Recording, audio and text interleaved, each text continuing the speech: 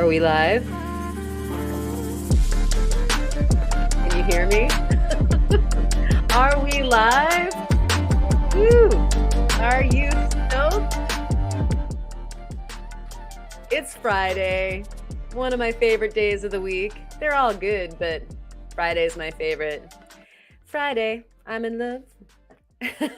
And how could you not be totally stoked after our absolutely magnificent guest on the podcast? Thanks to Justin from Black Opal Direct. Totally amazing. I'm on like an opal high going on right now. So good. And we've got everybody all up in here already. Melissa, good evening. Spot Sandmaker Andy is here. Kyle is in the house. Jay Hick is here, or Yahik. I'm not sure which. Maybe you could go ahead and put the phonetic in the chat. And Papa's here. Lisa Largent is here, of course. Squirrel is in the house. Bob and Diane, good to see you. Good to see you all on this gorgeous, gorgeous Friday night. So stoked. So stoked. I'm going to probably have to say that a bunch more times. I'm just in the opal glow. Can't help it. Theo is here, taking a little break from big announcements that are going to happen tomorrow and doing his own opal thing. If you haven't seen his video, you need to go check that out after we binge a little bit more opal situation here tonight. And John is here. Good to see you. He's saying good things. I'll go ahead and put this up just because I really appreciate this. Thank you, John. Yeah, you guys, everybody, give Kurt a huge round of applause. I meant to say it on the podcast. He set up the interview. And so Kurt is the magician that was able to get Justin on the show for us, which was so, so incredible. And I'm so grateful for that. And so thank you, Kurt. You're the man. We so enjoyed having Justin. And Brian's here. Good to see you. Journeys. Josh is in the house and he's journeying around right now. So keep your hands on the wheel and your eyes upon the road. Something like that, right? Yeah, Kurt's the man, says Spot. You know it. It's kind of funny because we have some folks that we just would love to talk to, and it's happened. Like some of the ones that we weren't entirely sure, that, oh, well, we'll ask and maybe, I mean, not even maybe, like we'll ask and we'll just laugh that we asked. And it's just so cool to be able to talk to some of these folks. I'm really, really happy. So we've got more folks to talk to this evening. Before I get going any further, oh, Al Gold is in the house. Good to see you. I just let me know that everything, the video and the audio is a 4x4. Like we're doing good. Because yeah, we've had different responses from technology. Cheers to you and all of yours. What's in your stag mug this evening? I hope that you are all doing well and that you've got lots of color and flash in your life as well. Some opally goodness or what have you. And here's Kyle's response to that Kurt thing. Absolutely. He is really, really good at doing the people thing. And so I really appreciate all the work that Kyle did on the podcast, and looking forward to having him come back as a guest at some point soon, hopefully. And then Kurt, just great media guy. And then, of course, Theo is also the man. I couldn't be luckier to be doing the podcast with such gifted and talented people. And we've got Blind Squirrel Rocks is checking in with a great day of creek walking after the storms last night filled the creek. Very cool. And we got 4x4s up the line. Thank you guys. And when Kyle figures out how to operate his hot air balloon, he's going to go ahead and join us on the ground. But,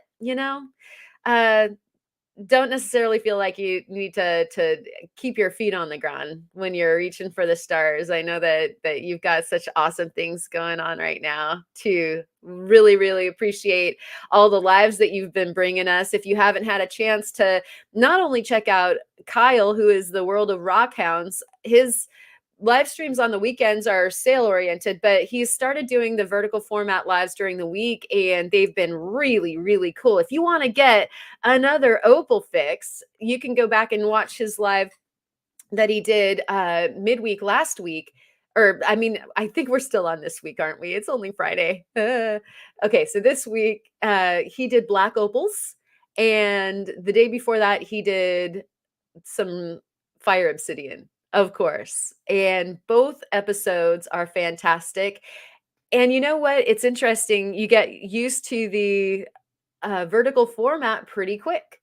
And so at first, if it kind of rubs your eyes the wrong way or what have you, then if you're watching on a large screen like your monitor or your TV, you do get used to it. And then of course it's great for the phone, which I'm usually carrying around with me if I'm doing stuff. We had a stellar day outside today. It was like it got up to the 70s or something. I mean, it was like summer hit us for one day. And I like to take my phone with me if I'm working outside. So it's a great format for that. So we thank you for that. Phoenix is in the house. Good to see you. Rock Liquors online. Hey, where's my there? Oh, it's so funny to do in the reverse camera. There, over there, next to that sticker on my faceting machine says "Don't lick rocks." It's from Currently Rock Hounding. So that's my public service announcement. Even if I'm just a tiny bit guilty every now and again, just don't tell anybody. I wouldn't want that on my shoulders. And Kyle's saying that there will be more lives coming up, and that's so good to hear. It very, very exciting. And so what we've got, sun, the yellow orb came out, and it is streaming through my window since we've got the daylight savings time in the house as well. There's actual light in the studio for a little bit longer. My mom is in the house. Everybody say hi to Judy, my mom. Looking forward to a fun watch, and a hi to all, says her. And I'm so glad that you were able to join us, Mom. And I know we talked about during the pandemic, watching Black Opal Direct and watching Justin polish stones. And it was so crazy that we got him on our podcast this evening. And so I hope that you were able to see that, and everybody's saying hi to Mom, which is awesome. And Mr. Turtle Montana snuck on in there in between me saying hi to Mom and all this going on. Everybody's saying hello. And Sean is sneaking on in there as well. Good deal. And what we have lined up for you this evening, good juicy evening for you, is we'll be opal gazing some more. We've got some gems on deck to look into, and I do have a guest. And so I think that without further ado, I should probably bring my guest on. And I think that they were lurking somewhere around in the chat. And so, I'll just go ahead and spin the wheel and pluck somebody out of the chat again. And oh, look. Who do we have here? Howdy, everybody. Can you hear me okay? Yeah, we can. Okay. Who is it? That's so funny. Like, it's truly magical that strike the pose, man. Like, yeah. All right. So, if you're not familiar with this chap, go ahead and introduce yourself and let us all know where you're broadcasting from. Well, g'day. My name's Marnie. I'm from Australia. I'm out at a little place called Opal, the birthplace of macadamia nuts, and I'm out at my studio on my property called Adrifter's End. So here I am. Welcome, welcome, welcome at our place. It's so good to have you on. And I thought, it's appropriate that we've got somebody who is as enthusiastic about opals. Oh, man. My eyes were bugging. I couldn't get any closer to the screen. I'm like, what? Yeah, I totally knew. Like last night when we had Justin on for the recording, I was like, I gotta hit up Manny and see if he wants to come on and check this out. I hadn't even had a sip of my first cup of coffee for the day, and I get that message, and I'm like, oh God, it's happening. All right. The bell has tolled for you. Yeah. I've been working and making my presence known enough on the chat, and it's like, okay, here we go. So thank you. Deep end much, but yeah. Well, John's like, oh, 2 Aussies in one night, awesome. Oi, right? Can't not say the oi oi oi like it's bad juju. Yeah. I tossed it right over to you. Thanks for backing me up. Man, got the band I'm dropping opals. There's opals everywhere here in Australia. I tell you, mate. Just well, I don't know if you guys caught that in the during the podcast, but he was like, "Yeah, I got a place for y'all. If you guys are all coming out to live in Oz to go after the opals, well, come on down." Yeah. I got 1.5 acres, as long as you don't mind kangaroos, wallabies, snakes, lizards, bugs, Australia stuff. Come on over. Don't let fear hold you back. It's worth it. Well, yeah, when you've got like the swirly-eyed opal madness, I don't think that spiders and snakes and wallabies, oh my, like really come into play. I'm ready. Yeah, it happens. Like where I am, like it's like kind of surrounded by state forests, and there's a lot of wildlife. Like I do get critters come into the yard. I don't have domesticated pets at all, so to encourage the wildlife, and it's crazy to be so close to that sort of thing. Like the old joke about Australia, they got kangaroos bouncing down the street. Well, we do here. It is insane.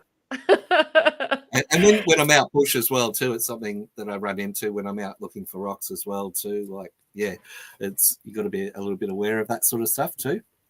Well, we love asking that question on the podcast. Like what's the craziest animal that you've ever come across and that sort of thing. And I always wonder in Australia, like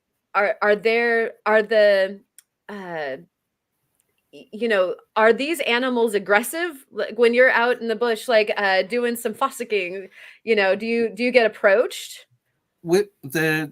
Sometimes I had an encounter with a goanna, which is probably about a meter and a bit long. Like, sorry, we use metric here in Australia, but it's almost as high.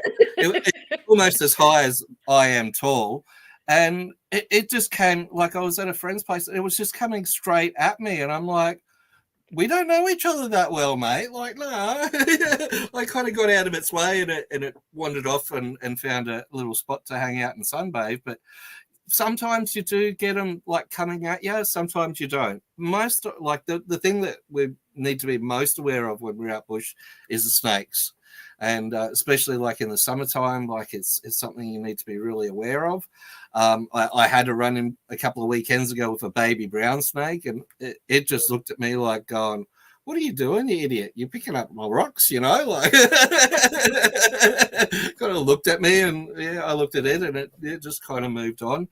More often than not, they'll try and get out of your way, like that. And if you don't go for them, you don't try and pick them up, you don't do a Steve Irwin or anything like that, you're usually pretty all right. Just be respectful, and you're in their domain. I have this thing that I call the rules of coexistence, and it's because I live out the bush. I'm living in their house basically, but I've got my little spot.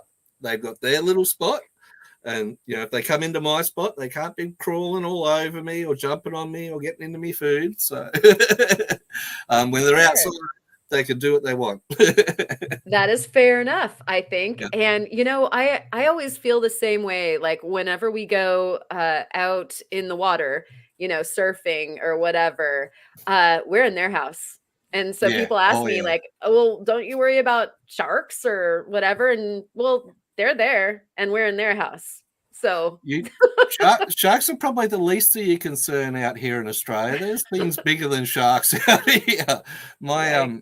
My grandfather used to be a photographer, and that's kind of where I got my love of photography and videography. But he used to, after World War II, he went madly into fishing, and moved up to where the Great Barrier Reef is, and went out fishing every day on the reef. He got into photographing everything that they caught, and became like the clubs and the boat photographer. And there's photos of my old man up, next to a cod that is like almost twice the size of him, like that would have sucked him up like a prawn. Oh man, like I don't swim in the ocean. I'll go for a paddle on the beach, but no, Marty don't surf. No. Nope, not this little black duck. No, sir. Yeah.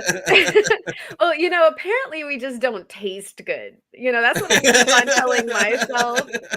We get if they're hungry enough, they'll have a little taste though. That's the problem. Well, they might investigate, and that is the problem.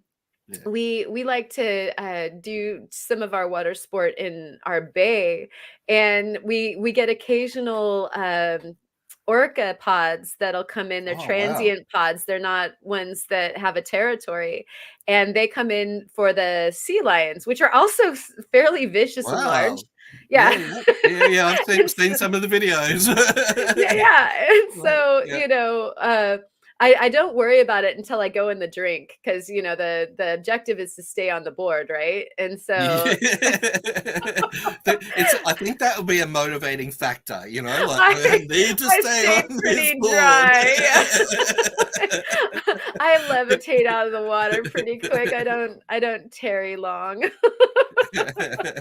But that's pretty much it.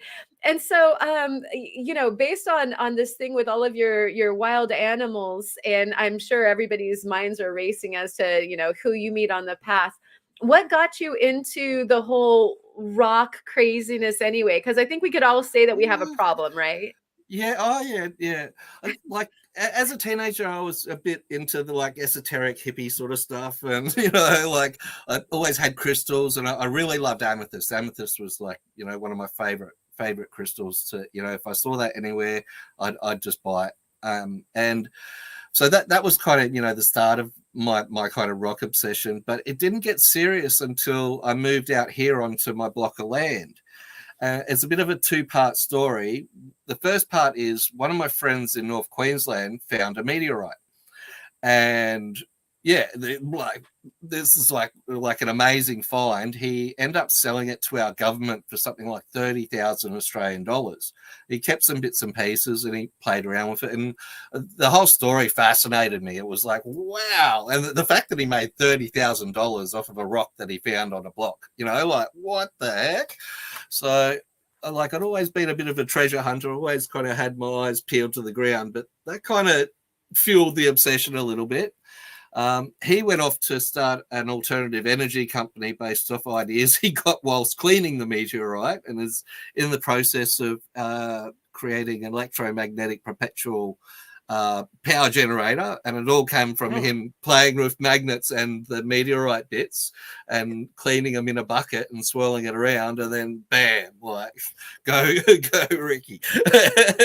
Wow. So that was kind of like that was like really exciting. And that was, just before I made the move down to the southern part of Queensland. And then I got my block and I got a power pole installed. And the guy, old fella, came out with a truck and he had an auger and dug the hole. And out came all this iron ore. Now, I thought it was meteorite chips. So I was like, what the hell? So I started collecting it all up and started the Google searches and photos and what's this? And that was it. That was the rabbit hole. I just went deep dive into it. And I come across all the podcast guys' videos, like Theo's videos, your videos, World of Rockhound Kyle's, Rookies. It just opened up this whole world of rocks and rock hounding. I moved to this amazing new place, and I always like exploring, but this gave me purpose for the exploring. Like I wasn't just aimlessly wanderlusting. Like it was like, I'm going to go check this spot out and see what's there, and we're going to go check this spot out, and do a lot of Google Earth searches beforehand, and it just kind of it's taken over my life. Hi, my name's Manny, and it's been 1 second since I've looked at rocks. Welcome to the dark side. Yeah. But it sounds like, it's cool that you mentioned the fact that there's purpose in what it is that you're doing. I love that, because I mean, I think that there's a huge spectrum between the fact that some people are very hobby oriented, and it's great. Like I take my granddaughter or something like that on the river, and we go look for rocks together or whatever, all the way through to like every cell in my body is devoted to some sort of rock polishing, making, finding, all that kind of stuff. And so I think that it's so cool to hear not only how people get into it, but like you were just going into, like, what's your motivation, and how into it are you? Because that's great. I'm like a lot of people that are probably in the community. I do. What does Ken Boot call it? I'm neurospicy. So I love that term. Thanks, Ken, for that. I've been using it a lot. So I got some mental health stuff going on. I've lived a pretty big life, and I've had a lot of big things happen to me, and this has been just an amazing way for me to get healthy. Like in physically, I mean, I put on a lot of weight since getting my new teeth, but I'm out exercising. I'm out. It's great for my mental health. I'm being aware of my environment. Just shooting into nature is just so healthy, and I love it. And like it's an important part of my stability, like my mental health stability and my path, so I love it. I love the community. They've been so good, like having such good people in my life. Really, it's big. It's real big for me. I'm tearing up a little bit, but oh, that's awesome. I mean, not like I like a good kind of tearing up. Justin was talking about that too. Yeah, I came like I got a big insurance payout. I worked hard my whole life. I worked in the entertainment industry. I was like the MacGyver of the rock and roll world. I could do staging, I could do lighting, I could do audio engineering, I could build stages, I could pack trucks. There wasn't much in the entertainment industry that I couldn't do. And I ran my own company, and I worked for other companies, and I broke my body and my mind doing both of those. And it wasn't until I moved south that my health started really taking a nosedive, and I got this big payout. So I bought a block of land, and this is how I've gotten to where I am now out bush. And it's like it's been like a new chapter in my life. Like I've kind of put everything behind me, and starting again. And rocks has been just the best way to do that. Like being a rock hound, being part of my Gem and Mineral Club, which is my absolute happy place. I love going there. A lot of my videos are shot from that place, and hanging out with all you guys, through the live chats, watching the videos, being part of the YouTube community. Man, rock people are just the best peeps, just the best. I think your Mic drop. testimonial, yeah, like a bunch of people on the chat are going like, yeah, me too. He just said my feelings just exactly. It's so true. Everybody out there in our community is so supportive. And a lot of us do the rock therapy thing, or as Justin said, opals are medicine. He totally said that. Yep. Welcome in to that Opal guy. I knew it was only a matter of time before we ensnared him. And then Resort Dog is also in the house. And again, only a matter of time. You bring the Opals on, and we're just like flies to a light. Yeah. Oh, definitely. One of my favorite things doing in the entertainment industry was operating and designing light shows. And oh man, I don't feel like I'm missing anything. Like I've worked for some pretty big names in the industry, and you get a real buzz out of doing good shows and stuff like that. But I get just as excited over looking at a little rock, with a bit of player color on it. Like, whoa, it's yeah. Like I don't feel like I'm missing out on anything. Transitioning to rocks. Well, it's just a different kind of rock, right? Yeah. Even with the faceting, it's a whole new light show that I'm designing. It's like, whoa. We did get into a little bit of a discussion, just I think on messaging about how incredible being like a light bender, and your experience. Friggin' Jedi, man, we're Jedis. We totally are, and. So yeah, faceting, be careful if you ever dabble, it's not even a gateway drug. It's like the whole thing. Be careful. It's so addicting. But the fascination with, in your prior life as say managing light show, being able to layer and create effect from, all of these different angles and specific hues. And lo and behold, of course the rocks have that. The macro and microcosm is just, it's all right there. So. It's just kind of like an extension of what I was already doing. Like this is like the advanced, Jedi Master stage of my journey. I love it. It's awesome. Right. It was all in preparation. You just didn't know it at the time. You didn't know it at the time. Oh no, I didn't, did I?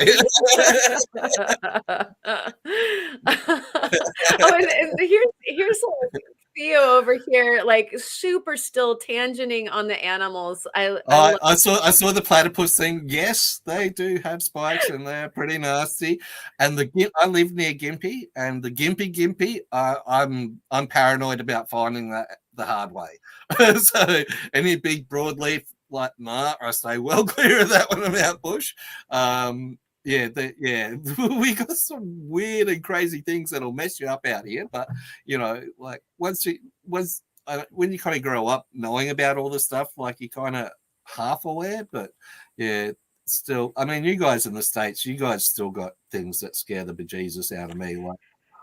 I wouldn't want to ever run into a bear. No, thank you. You don't. I'm going to tell a bear story to you, but on messaging. It's not for all audiences, but I'll tell you. And I've talked about it in the past. I used to live in Tucson, Arizona, and I love to hike. I love to trail run. I love to camp, and a lot of the stories that I hear about as far as the fun animals in Australia, we had quite a few things that were pretty nasty in Arizona too, that you don't want to have under your tent or in your sleeping bag. Or you got all the scorpions and the and got them on Gila monster. You've got the I was hiking at night, because that's a thing. It's so warm that you do a lot of dawn hikes and night hikes and that sort of thing, mountain bike rides, that sort. And so all the desert creatures are also nocturnal. So, Yeah, yeah. you're, Best you're time to if, hunt. if you're gonna meet a peccary or coyote or a mountain lion or whatever, you're probably going to see them But while you're doing these they, things. I mean, you probably get the same over in the States, but here in Australia, they so romanticize that, like the coyotes and the moonlight and the wolves and, but the reality is like, nah, mate, nah. But, much like our dingoes, like I would not like to have a run-in with a wild dingo, like, and that No. does happen. And, we also have a lot of feral animals here in Australia too, like feral dogs and cats, but again, nothing like the cats you guys have over there. And yeah, they can be a bit daunting. Another thing, like where I am, that I have to be careful of is wild pigs. We have razorbacks out here, and yeah, they can be quite protective if they've got young as well too, and yeah, not to be trifled with. Yeah. So yeah. We had the Tucson version are peccaries, and they're just like kind of blind. Yep, And so you just have to watch out because they will run at you in like the whole herd, especially like you yep, said, when there's yep, like littles with them. And I mean, I used to road bike ride in competition, and again, you'd be doing these dawn rides because it would get way too hot during the daytime. So you'd be there at dawn, yep. and a whole herd of peccaries coming at you on like you're on a road bike and you're going like these guys are so Yeah. gonna knock me over. Oh man. Yeah, Yeah. it's like which way, choose your line. It's like Yep. mogul skiing through wild peccary. Yeah, crazy stuff like that, but fun. And again, out there was rocking, and where you are is rocking for rocks because there's rocks Yep. everywhere, and so it's just well worth it. You just gotta be on point as far as like watching your six and whatnot. Oh yeah, yeah, most definitely. Well, I went out last Friday, and I didn't record anything. It was just I just needed a mental health day, and I just needed to go look at rocks and go find rocks. So I end up finding some of the best rocks I've ever found, and I forgot to hit record the whole time. But I was, out in this one spot, and the rustling in the bushes, all right, stand still, looking around, and then bang, like 3 wallabies just jump out, look at me, well, hey, yeah, cool, we're all right, yep, and then off they went. It was like, but it would have been like a meter or 2 meters away, like from where they were. They just kind of, hanging out, and yeah, that sort of thing happens a fair bit. Like you just, yeah, there's some pretty wild country out this way. That's exciting. I mean, Yeah, again, like it adds to the experience, like. it sure does. And I mean, a lot of us we would go out in nature anyway, and then it's like the rocks that you might pick up are just pure gravy. We'll make Oh, destinations, yeah, out of like, okay, we're headed in this direction because we know over here, we're gonna find sunstones, or over there's thunder eggs or what have you. But I'd be out anyway. So yeah, this is yeah. Well, that like, was it. Like, yeah, I forever and a day have loved, going for long drives down back roads and just checking out the countryside, and just dreaming about being where I am now, basically. Like, and then like this kind of manifested, and I was like, okay, like, all right, well, how I can't go out looking for it, somewhere else that I want to be, because I'm where I want to be. So yeah, it kind of it gave a new kind of purpose to my wanderlust. So again, like rocks have saved my life on so many levels. Like need that shirt. Like, like the testimonial shirt, like rocks have saved my life. Yeah, yep. that needs to happen. There's there's this really funny comedian over in Texas. His name's Cam Patterson, and he's a rock enthusiast as well. He's a stand-up comedian. He's got this line. It's like, I'm not retarded or anything, but I really, really like rocks. And he's just like, people look at me sometimes like, what do you like? I get pulled, like people pull over when I'm, rock hounding like road cuts, and they're like, "You all right, mate?" You know, like I was like, "Look, I'm just looking for rocks," and they kind of give you like, like what? Oh yeah. I make sure I've got one really nice stone in my pocket, like I've got a day-to-day carry, and I pull that out, and then they're interested, and it's a really good way of getting to know your area as well too, because people will go, "Oh, we got those over here," or "Oh, one of my friends has got a property and they've got it over there." So it gives you a bit of an idea where to go have a look next. You know, like, oh, if there's those sort of rocks in their property there, they might, be in the road cuts or anything like that. So, and I've gotten heaps of tips that way of places to check out. Like people in Australia are really good if you're kind of on the side of the road and you're looking in a little bit of distress, people will pull over and make sure you're all right, which I love. That's, one of the things I love about being out in the country. It's just a touch embarrassing when you're like, I'm fine. I just saw some rocks. Yeah. But then I show them this, and this is, I plucked this out of the heart of the Mary River. Oh my gosh. Hold on just a second. Hold on.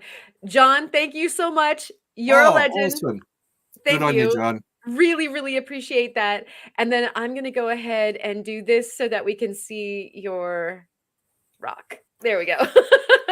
This is the proof of sanity rock that I'm not, some crazy person on the side of the road. Well, I am, but is that a carnelian then?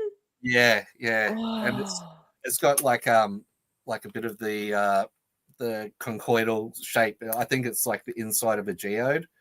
Like a fragment of it, but sorry, try and get the light in the right way. So. All I can see is the light. Need one of those gemfish, is that? Yeah, gemfish. Yeah, saving up. Postage. Do a review for you. Yeah. So that's my proof of sanity rock. Gorgeous. Yeah. Part of my everyday carry. I like that one.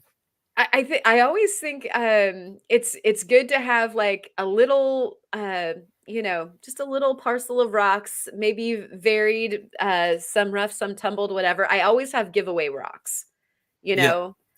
so that if I meet somebody and they need a rock, I've got a good one that I can give them. Yeah, I had a heap more opal, but I gave some away. One of my friend's little girls, I created my first rockhound. One of my friends, so cool.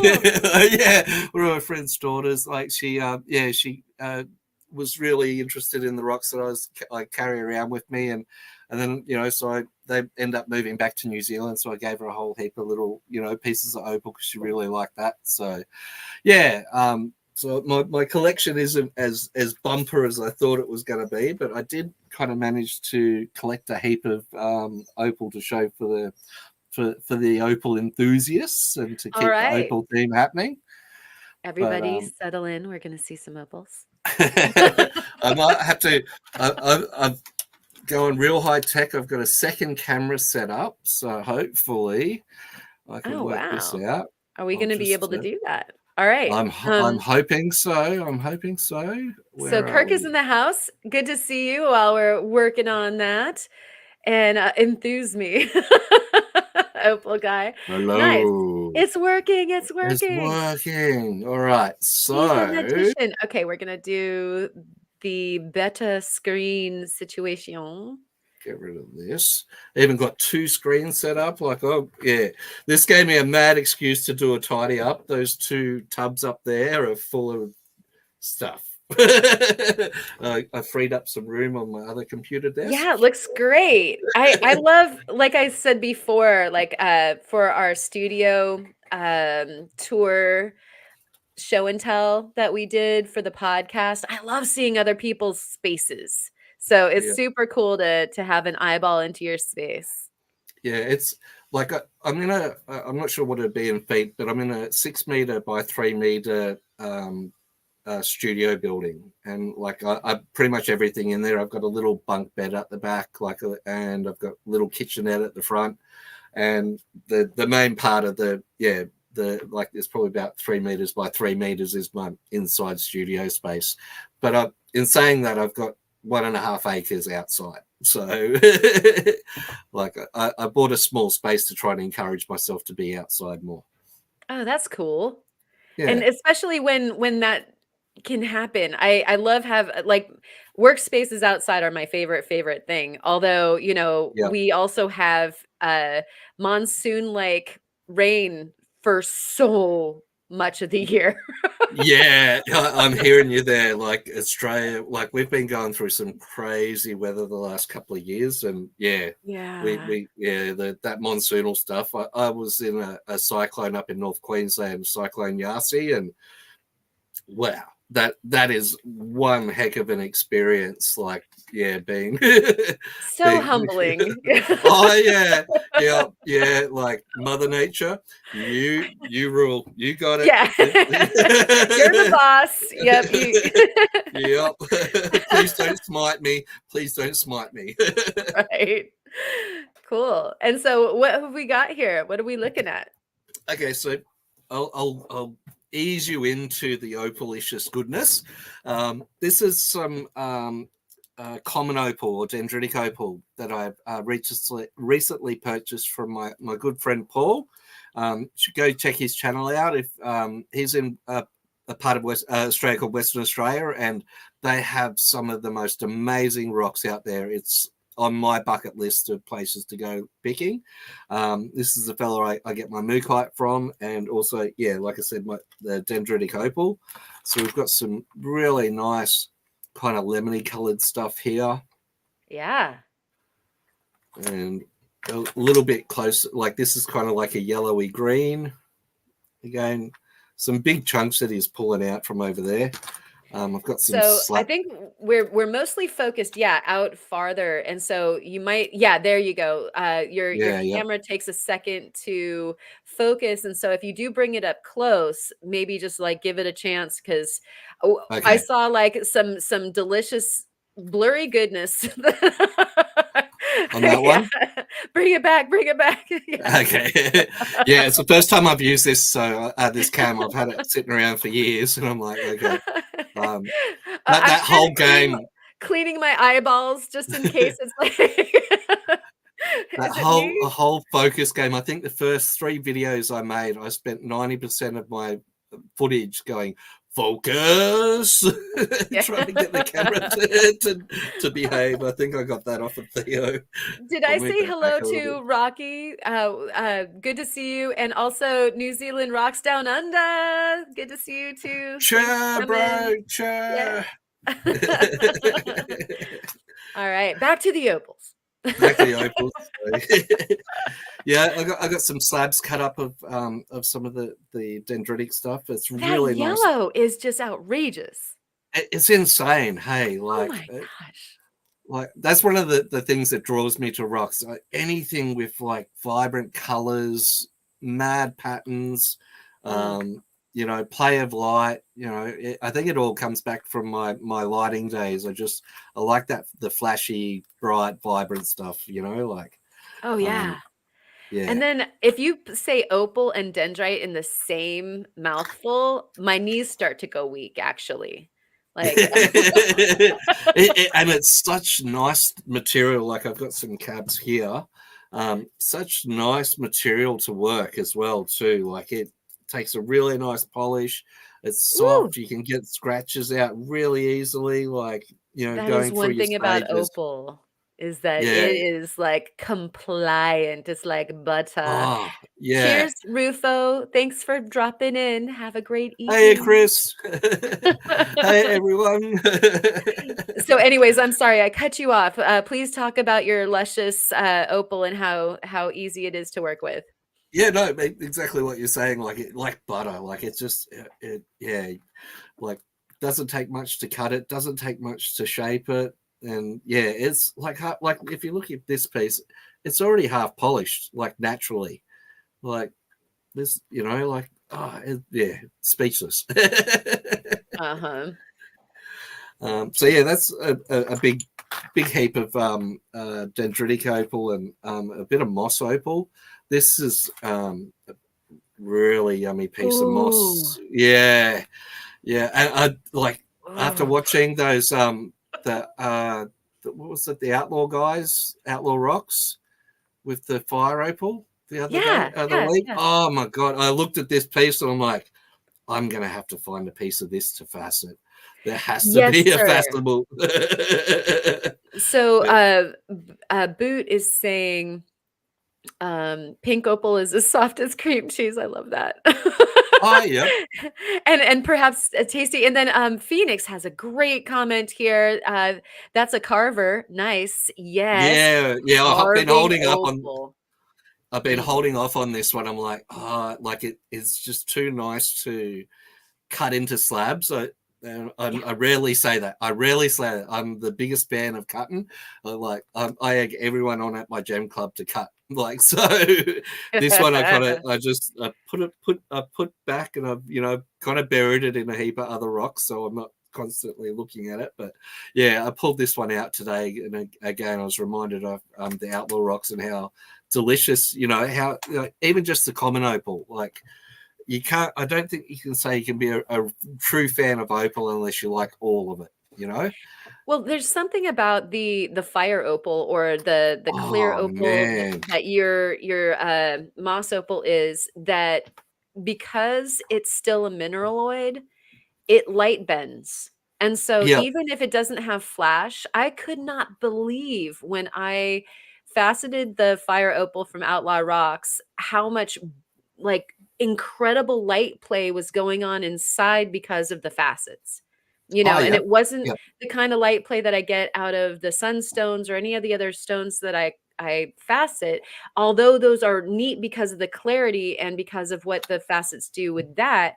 It was a different kind of light bending. It was, Yeah. kind of, I don't have the words for it other than, uh, you know? Mm, yeah. And sadly, like video and photos like rarely do that play of color justice or that vibrancy of color justice. But when you've got it in your hot little hands and you're working it, you're like, oh man, like it's such a rush. Like it's so exciting and yeah, like so rewarding. Oops, sorry. So often I have picked up my phone and I'm faceting and I'll pull up the quill so that I can take a video of what I'm seeing at the end of the quill that's, Yep. on the dop, this beautiful stone that's, coming into being. And I take the video and it's nothing like what I'm seeing. Oh, it Ah. drives me nuts. And I don't want to do any color correction or anything like that. I don't want to I want to be as authentic as I can with, the rocks that I'm showing everyone. But yeah, I look at the videos and I'm like, oh man, I'll spend hours muck around with lights and try and get, the right lighting and, try and capture it. And yeah, Yeah. that's a Like, whole why different can't rabbit we hole. see Yeah, yeah, yeah, like, this thing is, that opal that I did from Outlaw again, Yeah. it bent the color from, like, this deep orange all the way through golden yellow to, like, lemon yellow to, like, this light green, Oh, and, yep. it would just happen within a facet, and I kept on trying to catch that, and it was like, no, phone doesn't like, sorry, pixels won't do that. And Yeah. so a lot of times you're just in this secret world through the loop when you're looking at these facets, and you're on a 10x or a 20x loop going like this magical world in here, like, I guess it's just me and you. Yep. It's the private show. That's most definitely The peep show, right? exclusive. Yeah. Awesome. Yes. All right. So boy, that looks, fit in that plate for dinner. Let's see some more. But wait, there's more. Right? Although I could gaze at that for days, Yeah. and like, of course your brain is going, ooh, I'd cut this and I'd cut this that way, and yeah. a bit more of the dendritic stuff there. This one too is a little bit hard to see, but yeah, there's some mad different types of opal in that one. So yeah, that's mostly the common opal there, and then over here, a couple of jars of opal that I got from some pay dirt bags from the Young Gun like opal hunters. Yeah. We Yeah, had I'm trying to think of his another name. really good opal channel to check out. Yeah, we had one of the young guns on our podcast. I'm having a Somebody, mind blank too. Theo, can you help me? He's in the chat still, I Was it think. Jamie? Yes, Jamie? Jamin. Jamie, yeah, Jamie, that's it, yeah. Yeah. Oh, He's such a those guys are cool awesome. dude. Yeah, it was a Yeah, ball, very and cool. he brought his pineapples on, and made us Oh, just die. I, I've heard a story that there's not too many of those pineapples left because all the old miners would bust them up, and Oh, how heartbreaking is that? It's like, oh man, but they're spectacular. But yeah, this was two pay dirt bags. Ordered one, and I was like, nah, one's not going to be enough, so I got a second one and doubled the pay dirt experience. nice. And so, are they Cooper Pity, or do you know? Yeah, Cooper Petty white opal and a bit of crystal opal in there. Like that's like some chips, some small stuff What are you gonna do with them? this stuff I think I'll use in inlaying.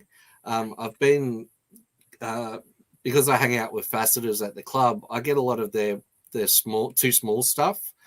So I've been getting a lot of really small sapphires, like 2mm sapphires or 3mm sapphires. So I've been thinking of mixing some of the sapphires with some of the opal and doing some inlay stuff. So there's in my world, there's nothing too small. I love it all. Oh no, when it comes to sapphires, like Theo and I have been talking about the sapphires that come out of Montana, and Oh, they're boy, the stunning. 3mm, like boy, stick that on a dop. Yeah. Should have fastened that bad boy. Yeah, well, I've been I got a heap of sunstones. I've just got it over here. Oh my gosh, you got some sunstones. Not sunstones. What would they?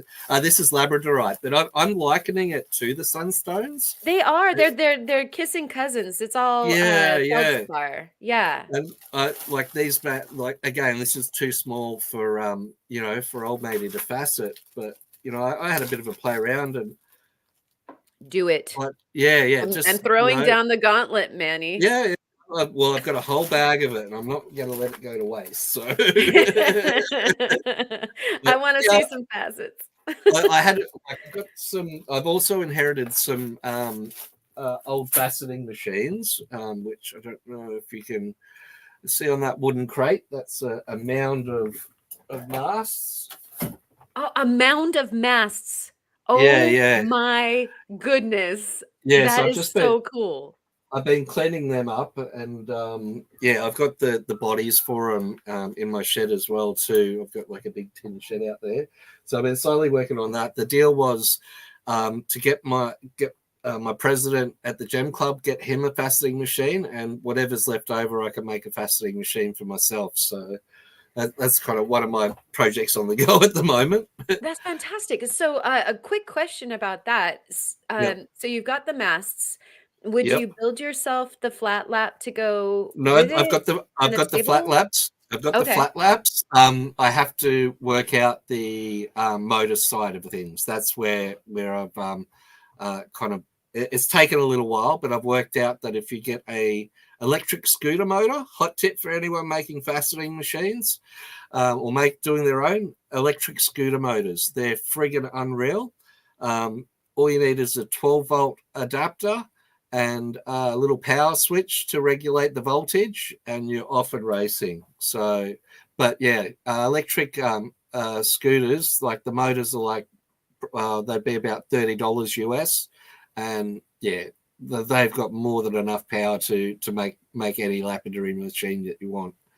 So that is a great tip, everybody. Yeah. I know that there's a lot of wrenches and I don't mean moderators. I mean like folks that love to tinker with stuff. And so cool to have like, oh, there's the hack. Nice. Yeah, I think you guys over there call it hillbilly engineering. We, Indeed. we, we call it bush mechanics out here. Mhm. So, yeah, there's a lot of Cheers that to goes that. on out here. Oh yeah. Cheers. That's great. And so, how far out do you think you are with being able to put that faceting machine together? The first one will probably be a couple of weeks away. I'm just like the missing link was the motor scooter, like the electric scooter motors, and it was like, oh, there it is. That's what I've been looking for. Nice.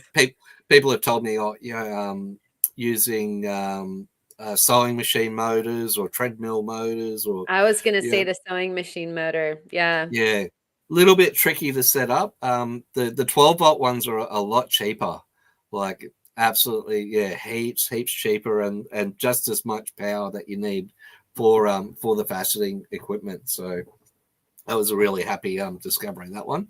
So I'll be sharing that project a little bit more detail once I get closer to it. Oh, I think that there's a lot of mad scientists that are looking forward to seeing that come out of your laboratory because I know that there are folks that are chomping at the bit to put something together. Yeah, So, I kind of, it's saddening to see how much a faceting machine costs. oof. Like I understand, like the engineering that goes into it. But I tell you what, if someone comes up with a faceting machine under $1,500, like they're going to have a global market banging on their door. I reckon. There's a Um, couple that are out there like the Vivor I'm is kind of like a right there, cheaper. Oh, right okay. there. Um, What do you think of it? I would love to hear what you think of it.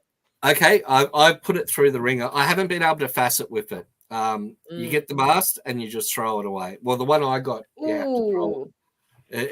It's rubbish. Like I told Beaver, I tried contacting them and saying, look, there's something a bit hinky with all this. They weren't too interested. Like they've since taken it off the market here in Australia, so you can't get them anymore except through eBay.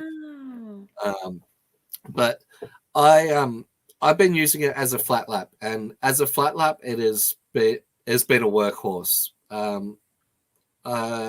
The one of the belts went on it. I just uh, plastic welded it back together, and it's been going for another 6 months without any problems. But as a flat lap, it's friggin' awesome. So if you can get them cheap, little. I got mine pretty cheap because I haggled with them. Yes, you can still haggle in this day and age. Um, Basically, Indeed. I hit him up and I said, well, it doesn't do what it says it's meant to do. It cannot facet. And I explained why it couldn't facet, because you didn't get a table adapter. You can't do the girdle.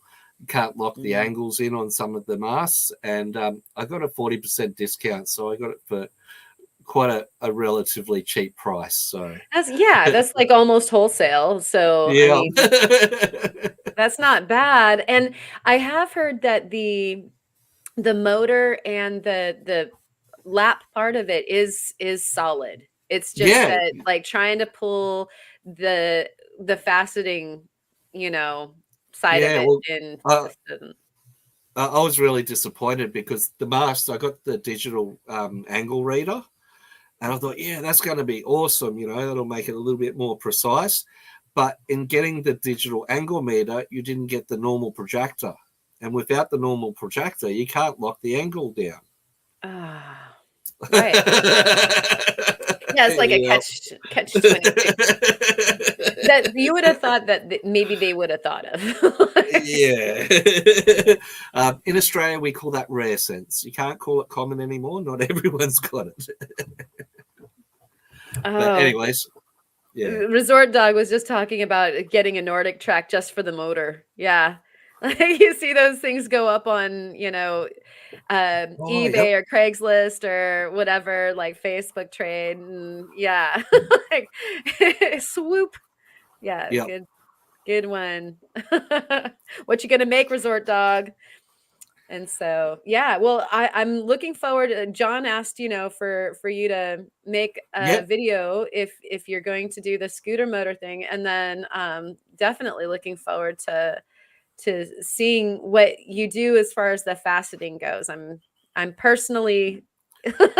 I'm Oh wait. I, we I've still been doing my faceting at the club. At the moment, like I'm really heavily involved with the club. I've become president of an association of clubs. Like there's a whole kind of hierarchy of the Gem and Mineral Society here in Australia, and I'm the secretary for the Wide Bay Burnett area, which is like 4 or 5 clubs that are all under that umbrella.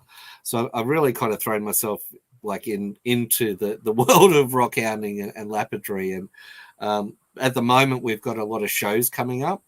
And part of our shows are like your county fairs, I think. Uh-huh. Like we call them like the ag shows or just the show. And part of the show is like we have a display there and we show our stones, and there's competition that gets run with the show as well too. So I'm putting together my first entry for gem cutting competition as a novice. So that's Nice. what I'm working on at the moment is a nice piece of amethyst for my first entry. And the club's in a bit of a hub of busyness at the moment, getting ready for that. And we do activities for the kids, and put on lots of displays, and so everyone's been busy. So lots of fun when that happens. Do, Awesome. do you guys have that with your shows? Like We I know do. you have bake offs and all that. Well, that's what we see in the movies anyway. But Right. But what really happens, in the gritty state fair of the Americas? Surely No, it's not all hot dog eating competitions, eh? it's not just all the pie eating. Um, we actually both at our gem and mineral shows and in our fairs, they have the tendency to have in either rock and mineral selection or a jewelry selection, like Yep, what Resort cool. Dog said. And then also at the many of the gem shows are run by one of the associations like what you belong to, and so Yep, there will be an aisle of cases that are presentations and that sort of thing. So it's as educational a lot of times because of the hosts that have all of their material just for view, and then there's vendors or other people showing. And so, yeah, it sounds very, very similar, and it's always a hoot to go. It's yeah, always so yeah, cool to see what people are doing, and it's amazing the quality when you're talking about faceting and making faceting machines, or buying one that's 5 grand or however you get into it.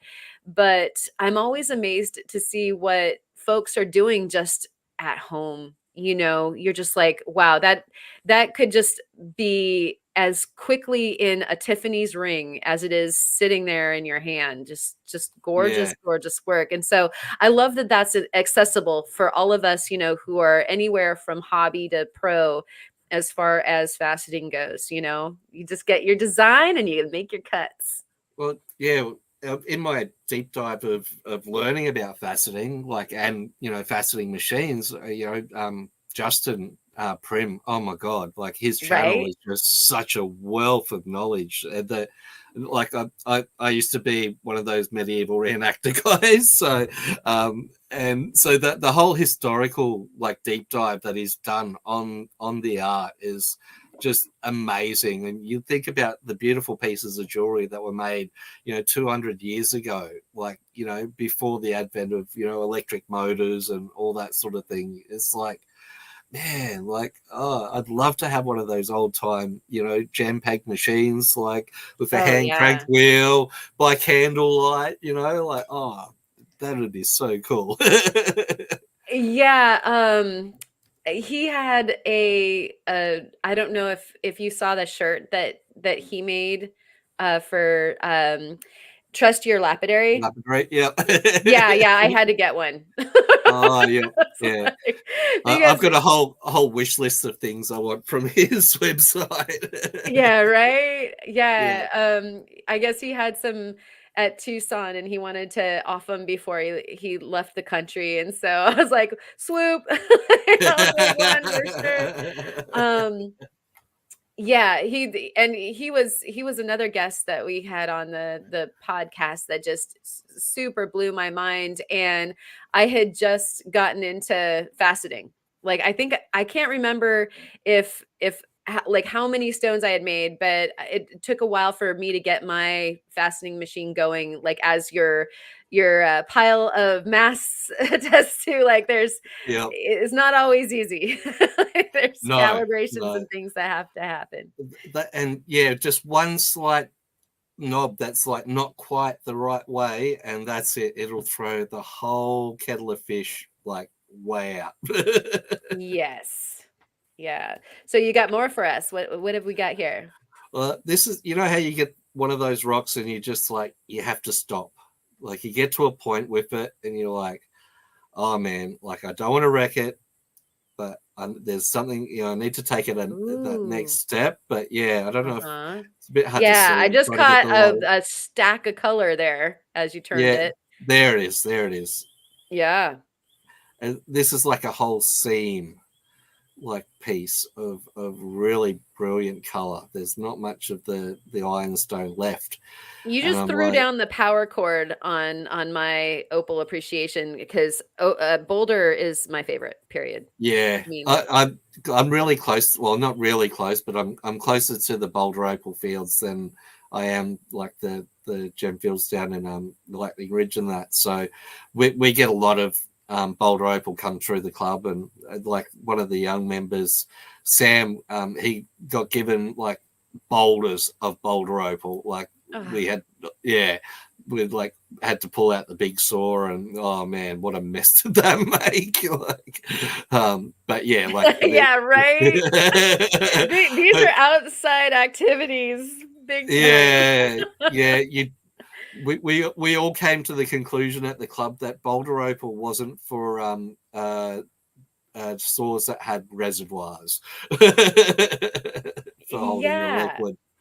Yeah. I literally I've cut boulder in my small saw a few times, and it's okay because it's a water saw, and I just, I rinse it out and it is what it is. But Yeah, yeah, most of the work that I do, both lapidary and carving with the boulder opals, it's all done outside, and I love it. It's like a summer activity, and I like it stains you. oh yeah. It's like you've like had carrot juice for months or something. Like totally That's stains you. exactly it. That yeah, that orange spray on tan stuff. Totally. But I love it. I like the orange glow. It makes me so happy. I'm like, yes. So look at that. You're just spracking out the Yeah. boulder there. Sweet.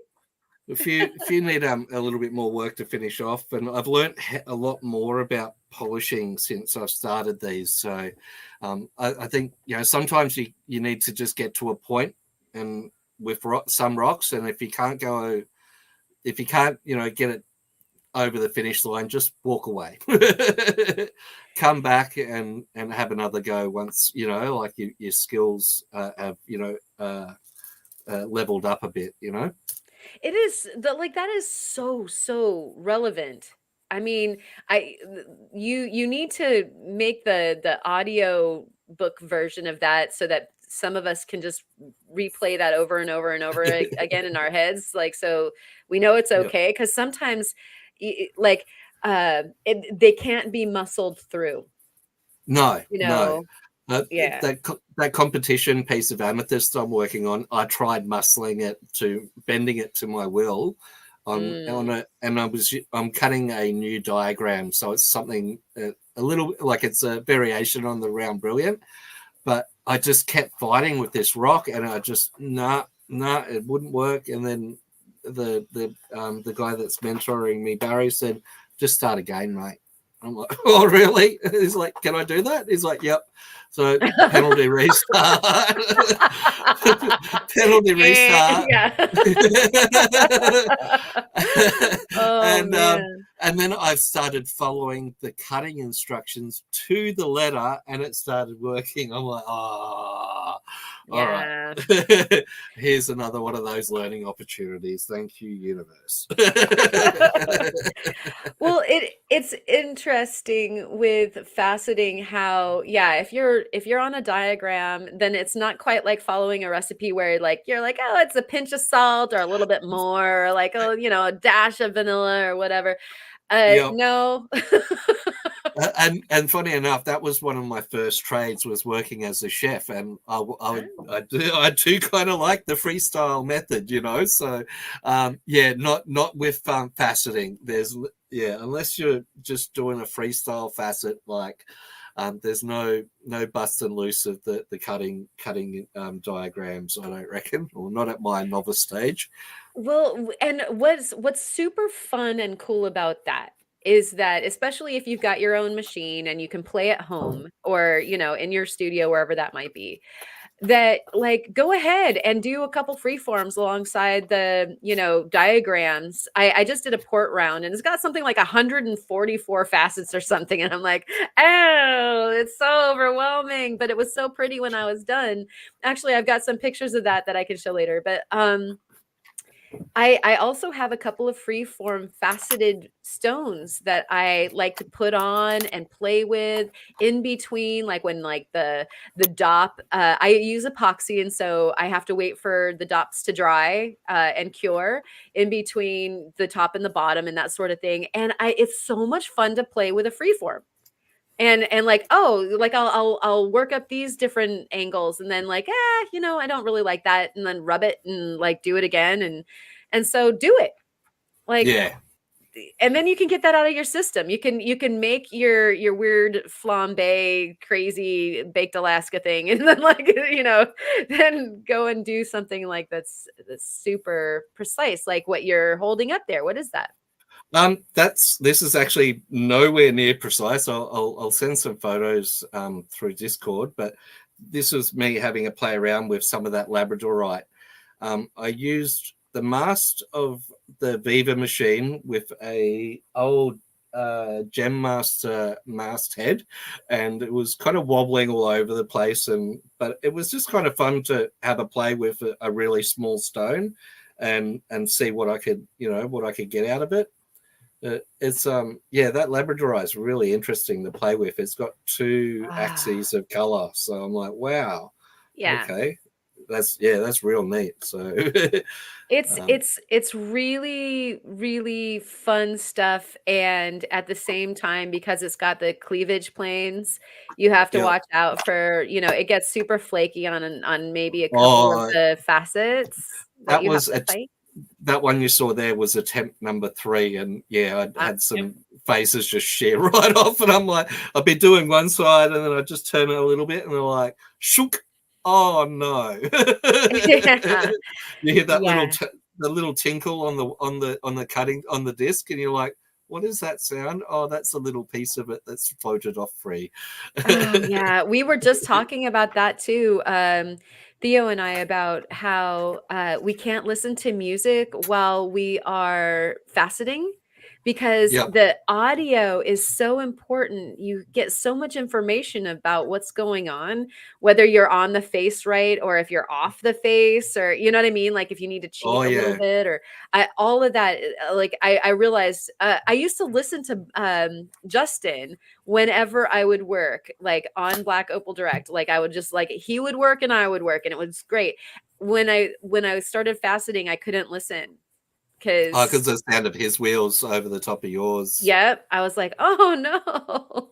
Like I have to find something else. So it's MST3K.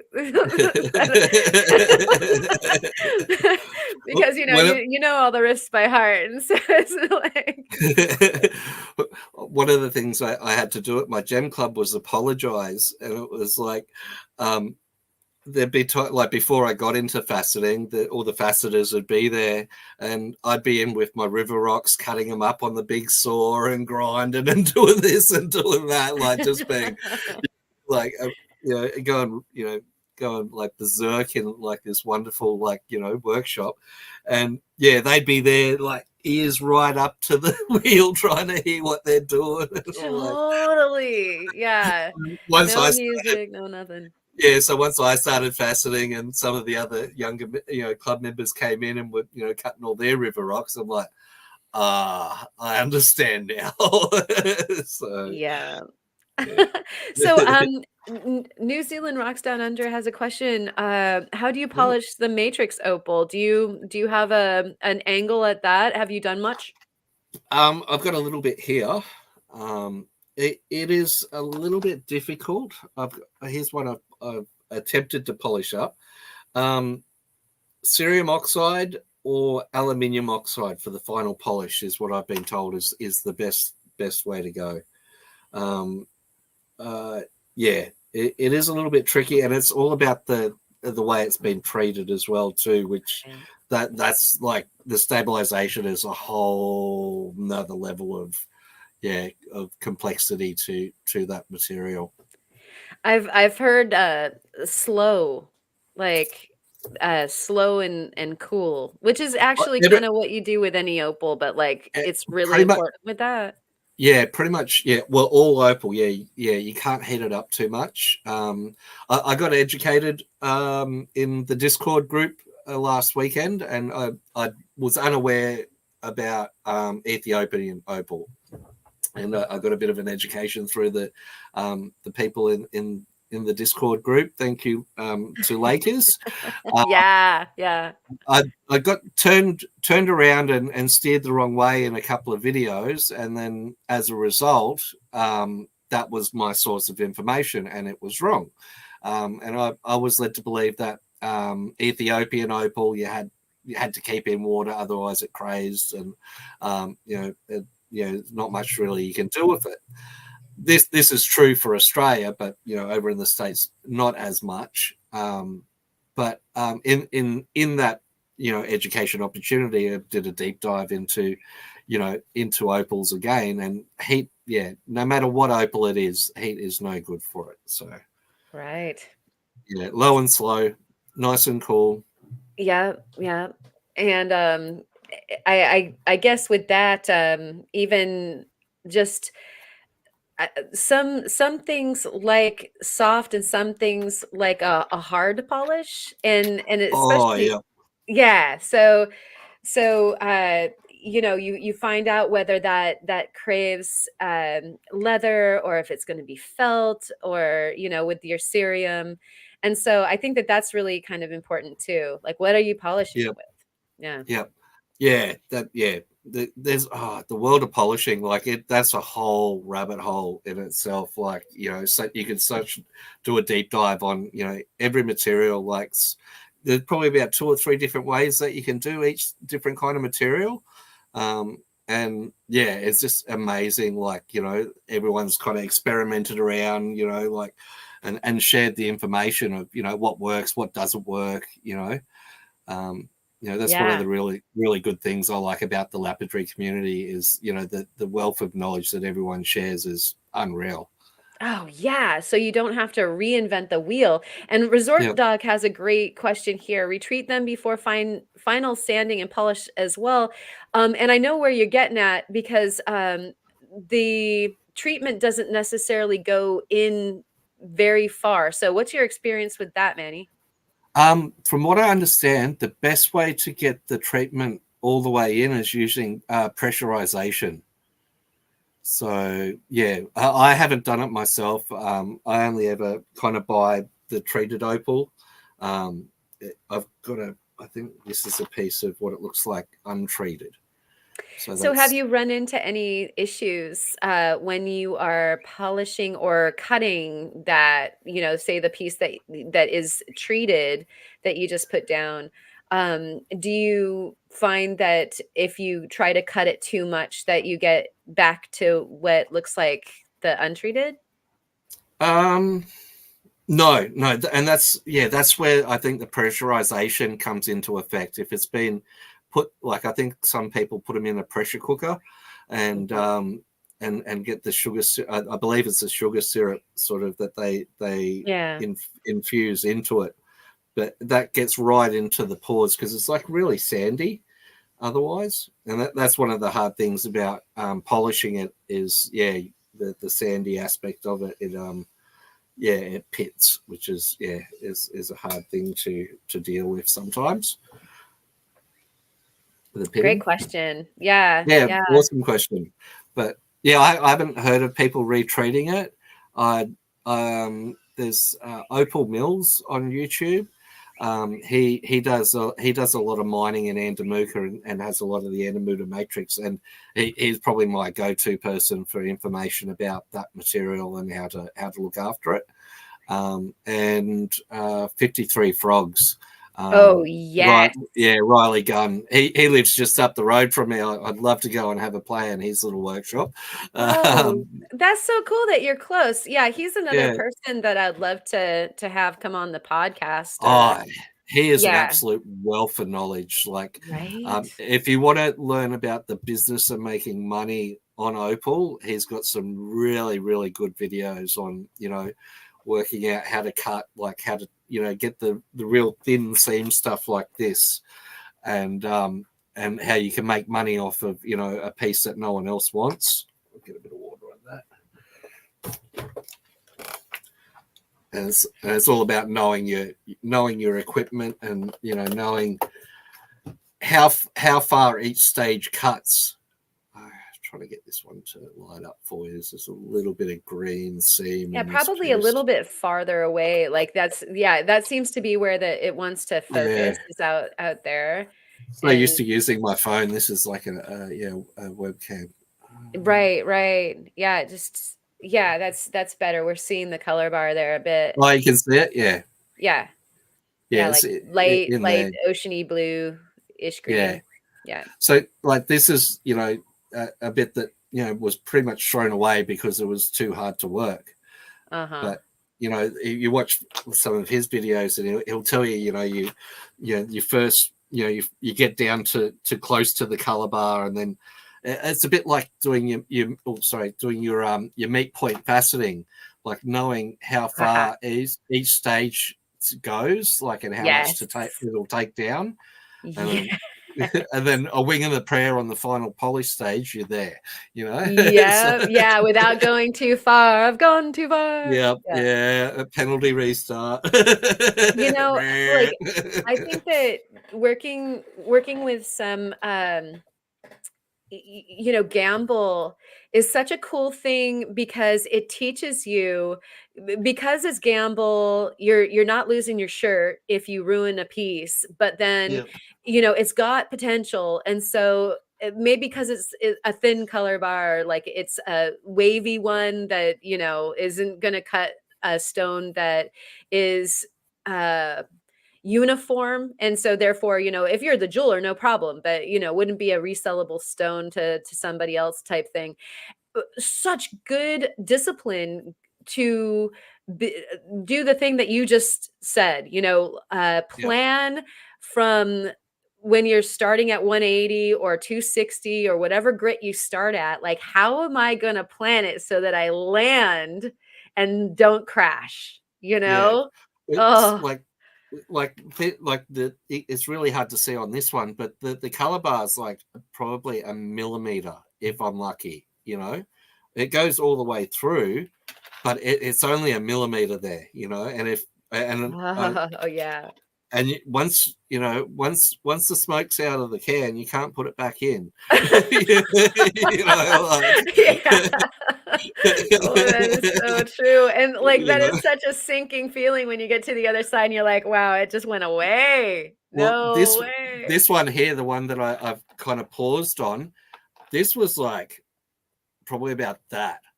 And I've whittled it down to that, and I was just chasing the color, and I could have stopped and made probably 5 or 6 pendants out of that one stone. Wow. That's why I got to this point and I went, I'm stopping now. I'm going to put this one away. That's when you have to have like a self-intervention, right? Like All right, walk mate, what are you away doing? from the stone. Yep. Put the Most stone definitely. down. Yeah. Yep. Boy, that Opal guy, I can't agree with you more. I wish Riley did more YouTube videos as well. So, hey, Riley, if your ears are burning, do more videos. We love you. So, just little public service announcement right there. Yeah, he's been making some really cool stuff too. Like, he's got his little dopping kit that he's selling at the moment, and I absolutely love his templates. Yeah. I've got some here. So those of you who aren't in the know, NN Opals or 53 Frogs is Riley's handles, and he not only has a channel on YouTube, but he is a big player at Opal auctions. And so if you want, there you go. Thank you. Yes. So if you're like, I know many of you were out there going like, I don't know who to buy from. He'd be he's solid. The most reputable seller in the game, like with Justin as well too. Sorry, but if you going to Opal auctions, this is the fella I'd be buying from. And he's super straight up. I used to listen. This is okay. We're gonna go into like a Karen private moment here. I used to go and get into bed, and it's time for me to go to sleep, and I would literally watch all of the videos that he had on Opal auctions, and he would have his daughter practicing piano in the background. And, and I would just sit there and just look at his opals until I was ready to fall asleep and then go to sleep. I mean, that's the way I wanted to go to bed. Dreaming of opals. Yeah, is that weird? Anybody out there? Am I bad? And I'd be like, okay, I could auction on that one, and that one, I can see some potential, because I love his gamble rough parcels are awesome. And so so anyways, if you guys are needing some guidance there, definitely if you can't afford Justin, which Justin is awesome, then check out Riley's stuff, because he might be a little bit closer to your pocketbook. Just to answer John's question, not yet. I'm getting close to that level of where I'm going to be selling some stuff off. I'm in the process of kitting out some silversmithing stuff. So that's the next kind of, like, one of the next kind of legs of my journey is learning a bit more about silversmithing. I've done goldsmithing when I was a young fella, but unfortunately I didn't get to follow through with that. But I'm really looking forward to learning and playing around with silver and metal, and it's going to be so much fun. So soon. Manny, say hi to Justin. Hey, Justin. House too. Hey. Oh, hey. We're chatting about purchasing Opal, and so we're trying to get some. And so awesome. Carry on with your pan of goodies there, Manny. Oh, yeah, that's just the jar. I've got a heap of other stuff. This is a little sneak peek of a video I'm making at the moment. But the other day when I was out rockhounding, I found my biggest agate. And it is a monster. I'm in the process of cutting this up.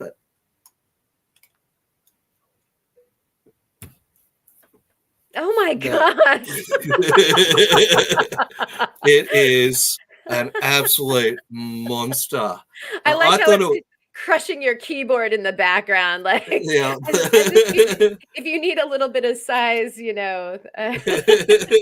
banana for scale. Like, this right. is Like I thought it was just a jasper, but that's coming in another video. That's Wow. that's pretty That's a amazing. monster. And there was a mention of Gympie a little while ago. Gympie the plant. This is Gympieite the stone. So this is and this again is like the biggest nodule of Gympieite I've found. I've got lots of little ones, but yeah, this is like a blue chert that is only found in this local area. So yeah, and that polishes up really nicely. So my biggest find of that stuff as well too. And then there was Red Delicious that I made the video of, which was this this crazy brecciated jasper. Oh, where's my torch?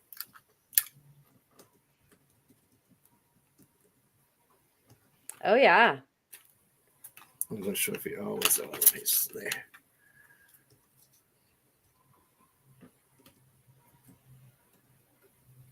So yeah, it's a piece of brecciated jasper with some of the most amazing agate like filling in the voids. So again, this is all on the day when I forgot to hit record. Oh. You know, that is it kind of brings you back to, okay, so why was I out there doing the hounding? It might have been for me. Yeah. Because so many times I'm like, oh, I missed that shot, or oh, I should set this shot up. And then I remember we came home from an expedition to the beach this one time, and I found some really neat stuff. I found some common opal even, and my husband like he was running through some video that he had taken on our TV, and I was like, oh wow, look at that, oh great heron, and you got a bald eagle there, and where was this? And he's like, that was today. So there's this world going on, and I was like, eyes on the ground, Yeah. a few inches from it the whole time, and like there's all this wildlife and beautiful views going on behind me, and I just saw rocks. Which, by the way, the one that you've got up is gorgeous. What are we looking at here? It's a crazy piece. We get a lot of weird kind of amalgamations of stones here in the Fraser Coast, and there's a bit of agate, a bit of a bit of chalcedony, and then there's like little pockets with these little crazy druzy.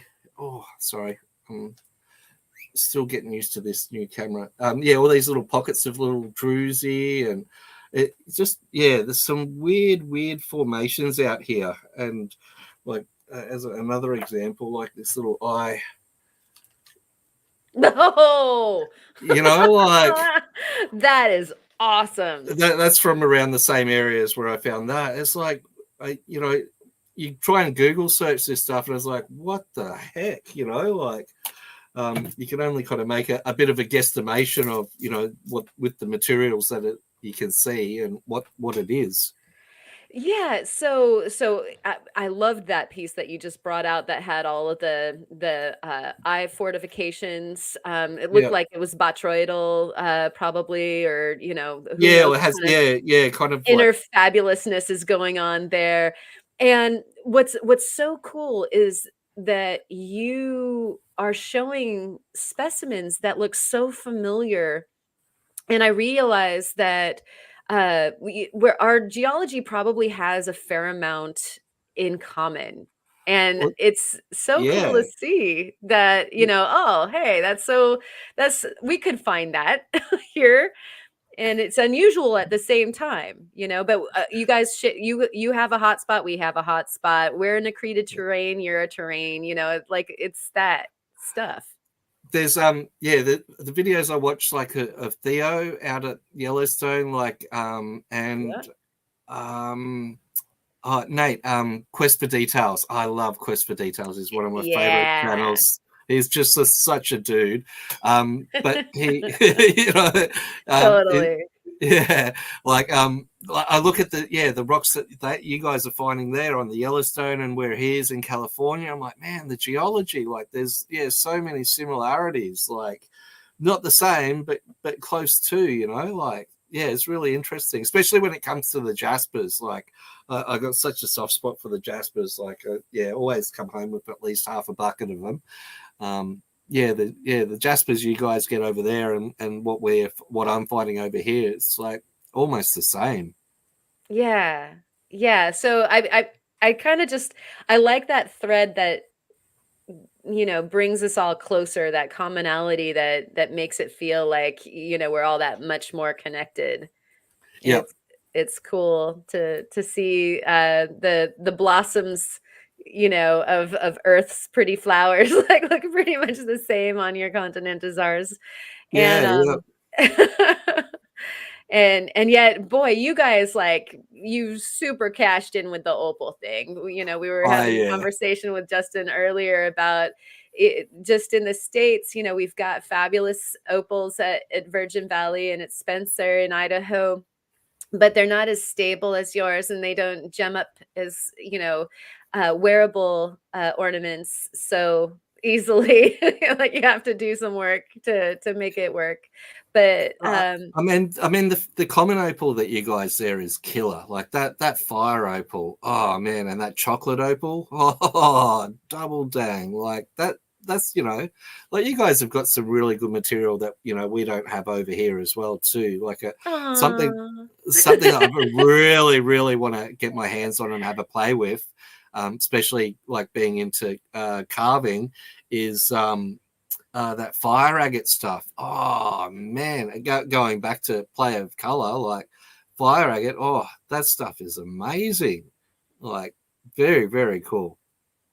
Yeah, and I had mentioned I was in Tucson earlier in my life, raised in California, but always had my eyes on the ground, and it's difficult to move away from such a belly button of geology that is forthcoming with incredible gems. Like, Oregon is stupid rich, and so is Idaho. We've just like, and for that matter, Nevada. I mean, Montana.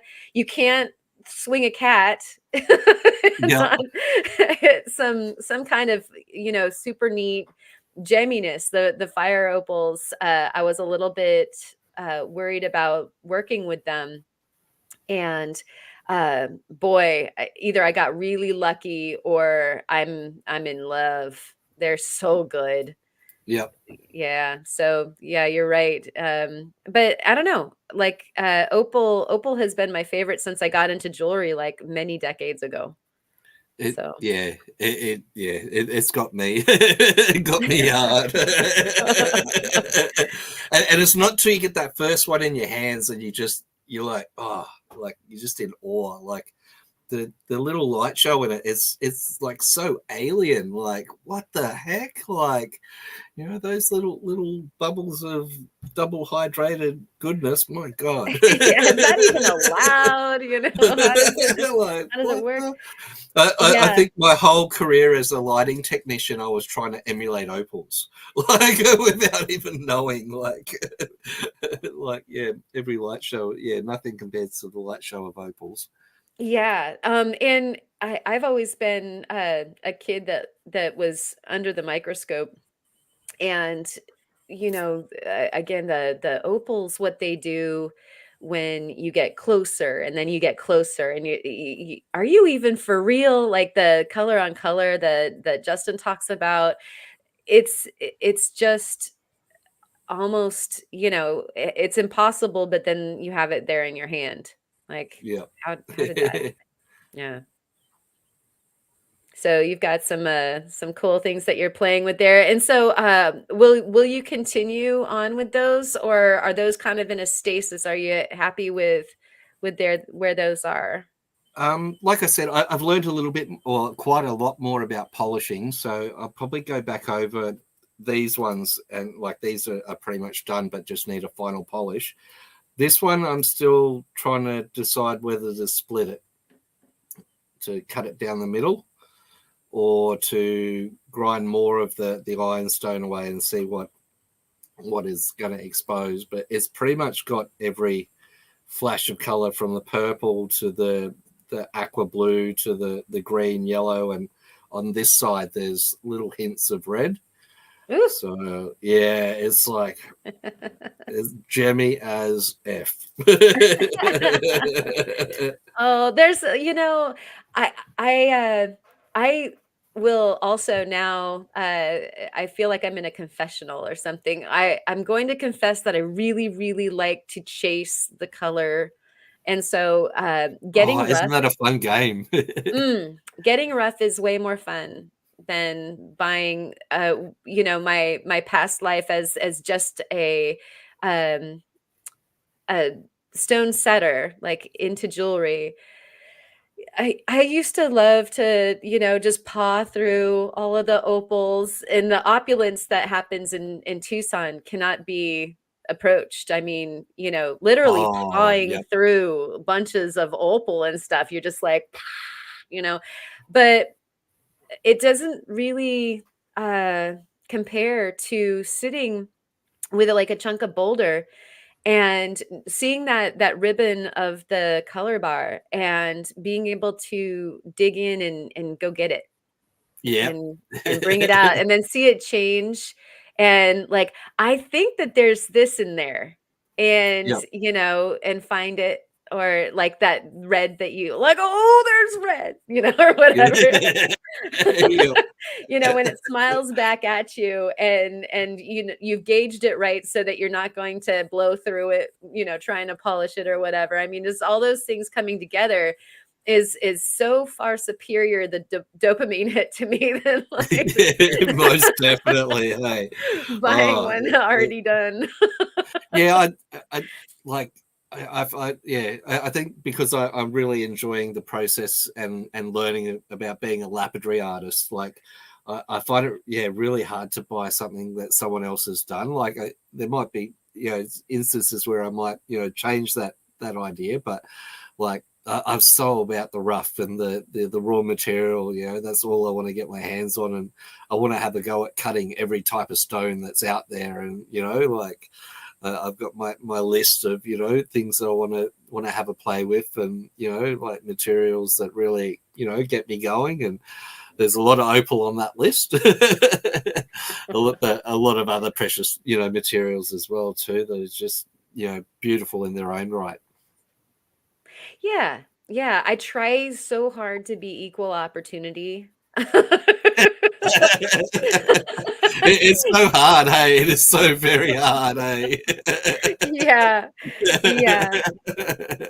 And what's also interesting is that whatever I just cut is also my favorite material, at least for that hour or day or maybe even longer. Like I just cut a peridot from Idaho, and it was just such a beautifully like electric green, like the Ooh, yum. most, yeah, the most fresh, like spring bud green, you know what I mean? Like Oh, just wow. Yep, yep, yep. I just, and especially since when you're faceting, like I said, you've got your peep show going on. It's like it fills your whole eye because you're in so close to the gem. Pardon me. I'm so excited. I'm just like knocking my Yep. technology around. And so when it was just so satisfying when I was done that, okay, like I'm just gonna go on a jagged just peridot, and then like the next day I'm working on an opal, or sunstone with Schiller or color in it, just, and then it's my new best friend. But it's it's interesting that they can be so beguiling, every stone having its own like siren song for you. Oh yeah, just come crash up against me. Right. It's Friday night. We can talk about this. Yeah, precisely. Indeed, yeah. I kind of keep a few things on the go at once. Like I've got cabs that I'm working on. I've got slabs that I'm working on. I've got facets that I'm working on. So I have a rotation. So all my rocks get equal love. Yeah, that's good. And I think that, it does expand, and then it can help you reappreciate your first love, like whether that be opal or sapphire, whatever it is, going into to cutting different things. I find tricks that can work with, other stones. It just Yeah. is, yeah, it's an expanse where you're like, "Oh, well, that technique worked really well with this. I asked this question for this other thing, but now this new knowledge I can apply to." And so, yeah, I try not to be too much of a cave dweller.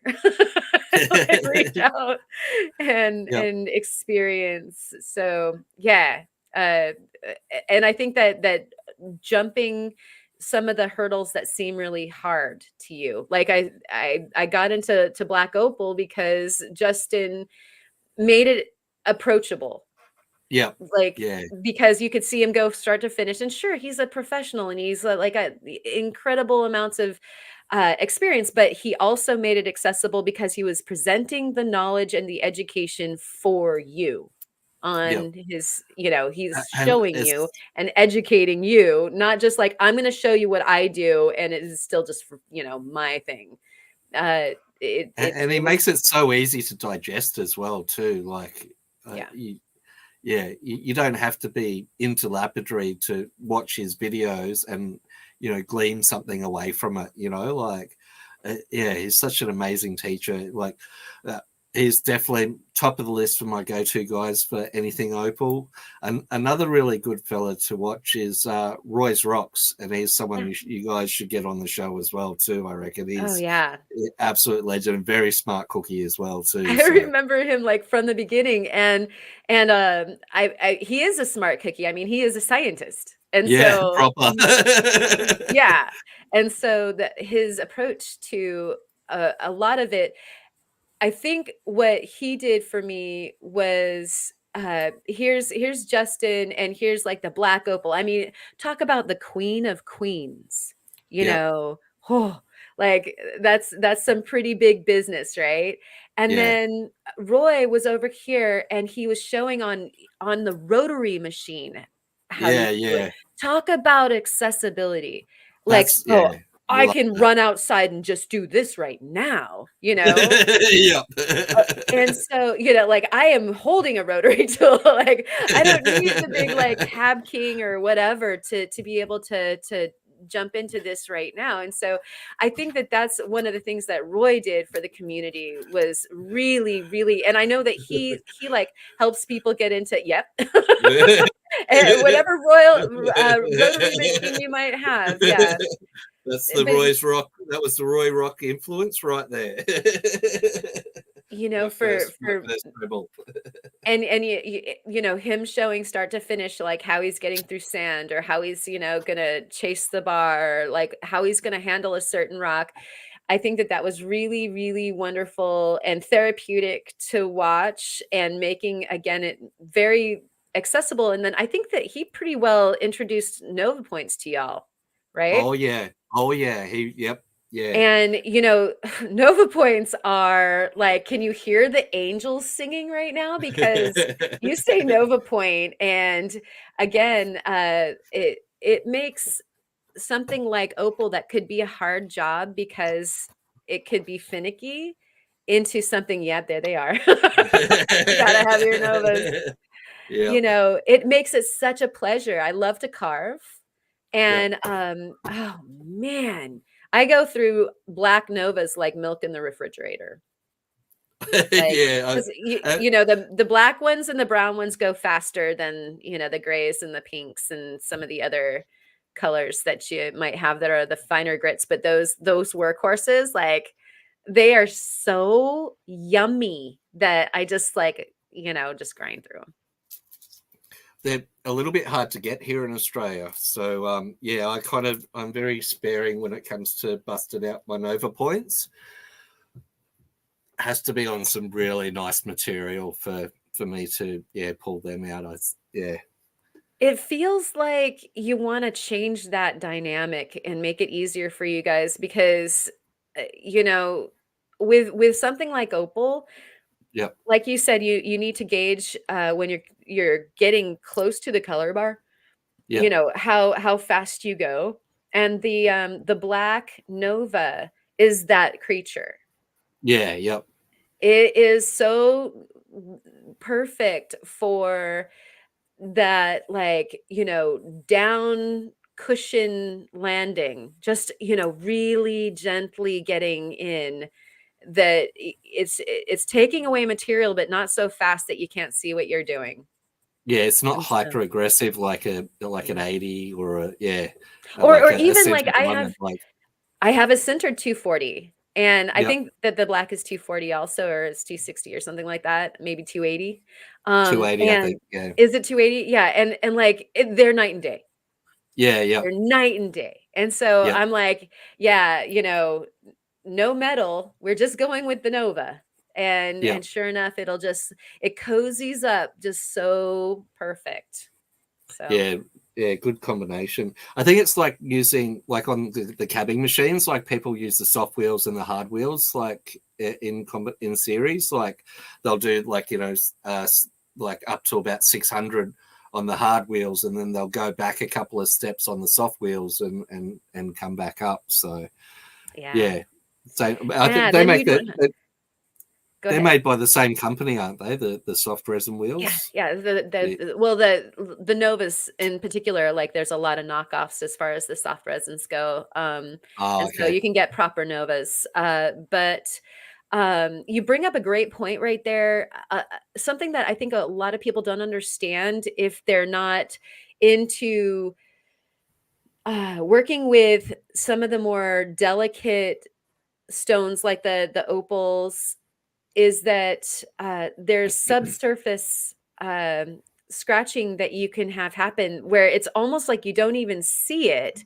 but as you get towards polish, you start, like, actually cleaning it up, and you start seeing that scratch, and you think that maybe you've got a contaminated, disc Oh, yeah. or, or your Oh, polisher man. is contaminated or something like that, but no, it was a subsurface scratch, but if you didn't start with, say, like a 140 or something like that, but if you started with something more towards, like, the 280, you wouldn't have the subsurface scratches, and so, Ah, like yeah, and so, that was actually something that faceting really brought into, full uh, illumination for me because with sunstone it's really easy to subsurface scratch them, and I would just like do a preform and just manhandle it with like an 80 or something like oh, yep, and then I things would seem really clean on my 600 to 3,000, and then I would get into the cerium oxide and all these scratches would come out. And I thought my cerium oxide was faulty, and it oh, wasn't. It wasn't. uh-oh, oh, Uh-huh. no, oh, Uh-huh. no, oh, light bulb moment. I've been blaming my 50,000 for some naughty stuff, and I might owe an Ruh-roh. apology. Yeah, I and so might so owe an that's something to apology. start yeah, because oftentimes you can't see those subsurface scratches because the scratches that are at 603 3K cover them up. Like they're on Yep, the same ridges, so you yeah, just yep. don't see them until you start to polish and you're like, "What's that?" It's like, Ah, "Oh, yeah." And yep, then so I'd go back and I'd like cut anew on my 3K, yep, like, like, "Oh, these angles are, just poop." Like, I gotta go back and recut that whole thing. And then it's gone. yep. Why does that keep on happening, Karen? Now all of a sudden your cerium oxide is no longer contaminated. Oh, huh. Hmm. Yeah. So Back to the anyways, process of elimination. yeah. So like, Right, we if worked that out what helps it anybody isn't. learn, yeah, because like spent so many sweaty like midnights going, why is this happening to me? And it's Oh, like figured it out. I I chucked a pretty good hissy fit. I think there's about the only way to describe it. About that very same thing, I was like cursing my 50,000 diamond powder. I went out, I bought a brand new tin lap, and nah, they're still getting those big gouges. Oh, what the hell am I doing wrong? Yep, went and did some cabs for a while, then came back and worked it out. Yeah, you gotta get that out of your hair. You gotta, Yeah, like yeah. shampoo, rinse, and repeat on that sort of thing. And Theo and I actually we talk a lot about faceting, in the middle of the night, like we so happen to be there. And a lot of times with some of the smaller facets, you just start with something. You're starting those facets even with your 600 or 3K. We were very lucky at my gem club. One of our past members is actually one of Australia's best sapphire cutters, and she came in and gave us a workshop. Holy hell, what I learned in half a day, it was amazing. And yeah, jumping straight from to 600 to 3,000, maybe 1,000 in between, and then 3,000, 50,000 done and dusted. Like it was like her process was so much quicker. And the thing that made everyone laugh was when we got to the 50,000, how much pressure you put on the stone Ah, in the final polish. yeah. It's like it's unnatural. Like you spend the whole time nursing this like precious gem on the end of a metal stick on the end of this machine, hoping it doesn't come off, not putting too much force on it, not getting, not trying to, gouge it and scratches. And then when you get to the final polish, you're pretty much putting like your whole weight onto this one little, face of a stone. Like it was, yeah, totally unnerving, felt totally unnatural, but it made such a difference. Like the polishing like came up amazing, like with Yeah. just that little trick, like a little bit more pressure on your last 50,000 run, and bam, you getting those money shots. Yeah, and it's really incredible, the difference between, say, like a 50K and, say, a cerium oxide finish too. Like, Oh yeah. once again, we're going back to, hard surface, soft surface, and what you're polishing with, and how different that's going to react with each stone. And there are really super cool guides that'll tell you, but it's also really interesting to do the experiments yourself and Oh find yeah. out like these are the tools I have, and this is what, the magician can do with the wand type of thing.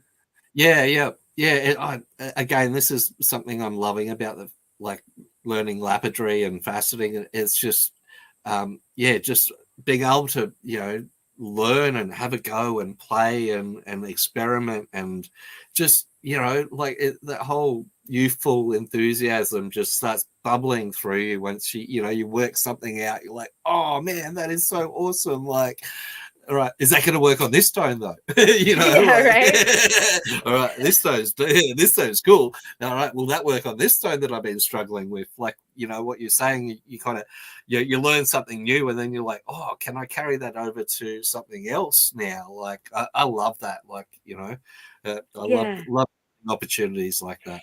Well, it feels, and by the way, John, thank you so much. I'm so Dude, grateful to you, that's and awesome. yeah, you're so generous. And then also, have a great evening, and we will hopefully see you over the weekend over at Kyle's. Um, Thanks for all your hard work too, John. We really appreciate you and the community, mate. Thank you. yeah, awesome. But that thing about kind of knowing what's in your Batman tool belt. and then Yep. being able to like, sprack out the right solution, or if this is not the good solution, then perhaps this one. And just Yep. being able to go through your arsenal and kind of winnie down what's going to work out. And by the way, as far as the faceting machines go, I have found that having a reverse on my motor Oh, really, yeah. really is brilliant. And so if Oh. because and I'm not going to claim to have invented any of these wheels. I have a problem and I go like look at the forums and I try to see I'll ask other people or see what other people have said about this material or that material. I can't get to this polish, something's happening. And so one of those things where like if you're flaking that layer off of the feldspar because you're like that facets right on the cleavage Yep. plane, if you reverse your direction, it's like you're rubbing the kitty the wrong way. You can rub the kitty the right way. Oh, bing, bing, bing, light Yeah. bulbs. At first, like I was sitting there with my faceting machine, and it has a two-way motor, and I'm going like, why? Like, do I need to back this thing up? Why do I need a reverse? It's already parked. Yeah. Why in the world would they put that on there? And then once again, hearing the angels singing to Karen, I was like, oh my gosh. And so sure enough, and I have to tape it down because if you stop my machine, like if any of you see videos of my machine, you'll see a piece of tape on the lever that makes it go forward or backward. I want to turn it off that way. And if you do, you blow the engine. Like, oh yeah. Yeah, you grind the gears hard, right? Yeah. And so like Once just the knowing smoke me. comes out of the can, you can't put it back in. Right. And because you're in like a totally different mindset, you're in a zone when this meditational weirdness, like when you're faceting, at least I am. Yep. That like the dial turns it off, not the little switch. And Yep. and like I know I'll throw the switch, and so I just tape it. And Yep. so whenever I like, but I use the reverse all the time because it saves my butt. Yeah, it's like putting pegs in your paintbrush cup so you don't drink out of your paintbrush can. Thank you. Exactly. How many times have I ingested paint? Yeah, especially watercolor painting. It's the worst. That's not my coffee. Yeah. Dude, we definitely are hearing each other there. That's hilarious. So just to go back, that reverse switch isn't for us Australians because our taps and our dunnies flush the other way. So that would be your. Is that what you're saying? Yeah. Your Sorry, reverse switch tangent. is forward, and yeah. I had to show the people that this is a tangent that I'll just go on. We're going. That's awesome. And so, do you have any more opals to share, or have we cashed in? Yeah, that's the abundance of my opal stash at this point. Yeah, that's about it. I do have plenty of other rocks, but yeah. Well, like we'd be having coffee with all these people in the morning here in the States if we go through all the rest of the rocks, I think. Yeah. I'm surrounded by rocks. There's rocks under here. There's rocks over there. Boy, that's our happy space as well. Yeah. We love that. Yeah. Being surrounded by rocks. Well, thank you so much, Manny, for sharing all of your rocks with us. Not all of your rocks, your opals. Yep. Yeah. And, well, this is my inside rock collection. I've got outside rocks that still working out what to do with, but right. No, I think we probably all have that affliction where you've got the rocks that are good enough or in play enough to be inside, and then you've got the ones that are in queue outside, and then you have the ones that are still in the car. in the Yeah, truffle bread. yeah. I had to pull this one in, like that was the car rock stash, and Yeah. yeah. Right. And oh my gosh, I forgot about these ones in this bag. And yeah. And washing's fun. It's like ta-dunk, ta-dunk, ta-dunk, ta-dunk, ta-dunk. I must have left a rock in my pocket. Right, right. I think we invented the stonewash jeans, right? Yes, yeah, most definitely. Sorry, fashion.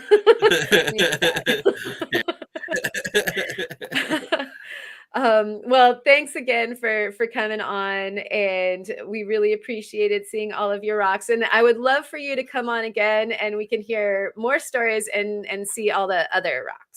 Yeah, most definitely. This has been awesome and lots of fun. So it's a little bit weird. I'm breaking the fourth wall, like I'm in the video now. Right? Like, I'm not in the chat. I like whoa, man. on the way out of the chat. Well, it's been such a pleasure. It's always so much fun to see the faces that go with the names and hear the voices, and it's like you're real. Yeah. So really appreciate you, and we'll have you on again. And most definitely, that was heaps of fun. yeah, have a wonderful rest of your tomorrow here. Yeah, it's Saturday at the moment, and tomorrow is Sunday. I've got a meeting I'm involved with one of our big gem fests in Australia. It's called Jamboree. So I'm on the committee at the moment, and I'm helping organise that. I'm doing their little booklets that they do every year. It's like our Tucson, but with ours, every gem club association gets a chance to host it, so it travels around Australia. And in 2026, our clubs have got that role. So it's pretty hectic at the moment. I'm meant to be retired, but it's not feeling like that. Kind of throw myself in the deep end with it, but it's lots of fun, and it's great to be part of something so prestigious. And these I got given a briefcase with all the club stuff, being the secretary, and there's the club declarations written and legal, typed out on legal notepads from 1970s and stuff like that. It's like, wow. Whoa, the history and the heritage is pretty cool to be a part of. Oh, so that would be a total rabbit hole to go down. I mean, it sounds like a pleasant burden. Yeah, and I'm kind of in contact with a lot of the older club members, and there's a lot of knowledge there that sadly gets lost when they pass. And they love talking about rocks and sharing it with some young whippersnapper with a funny thing in his nose. I sit there and I could listen to rock stories for days. I just so enthralled with everything about rocks. It's awesome. All right. Well, New Zealand Rocks Down Under is going to go to your show. That's wicked. Yep. Super I'll cool. see you. I'll see you in Nambour, bro. Right on. And that's Phoenix, where it's been hosted. Yeah. Phoenix is saying he's retired now, and I don't have time for anything. LOL. Yeah. That's what I hear. I hit retirement, and I'm more busy now than I think I was when I was working 2 jobs and running my own company. You're like, what? It's good though. It's good to keep busy. Good to keep the mind active. Yeah. I'm never going to retire, I think, for that. No. I'll be pedaling my cranker faceting machine, way into the hundreds, I think. Yeah. Awesome. All right. So thanks again, and we will see you hopefully very soon. I'm sure around in the chats for sure. And cheers. As we say in Australia, uru, mate. Steinkern. All right. And thanks for all of you guys for hanging out all the way until now. I've got a quick show. I did do this guy that you guys saw during the podcast, and that's the peridot that I was talking about as far as when I was talking about faceting, like my new favorite stone is always the last one that I just did. And so Justin sent me a parcel of kind of more beginner black opals, and I got this beautiful opal out of it. And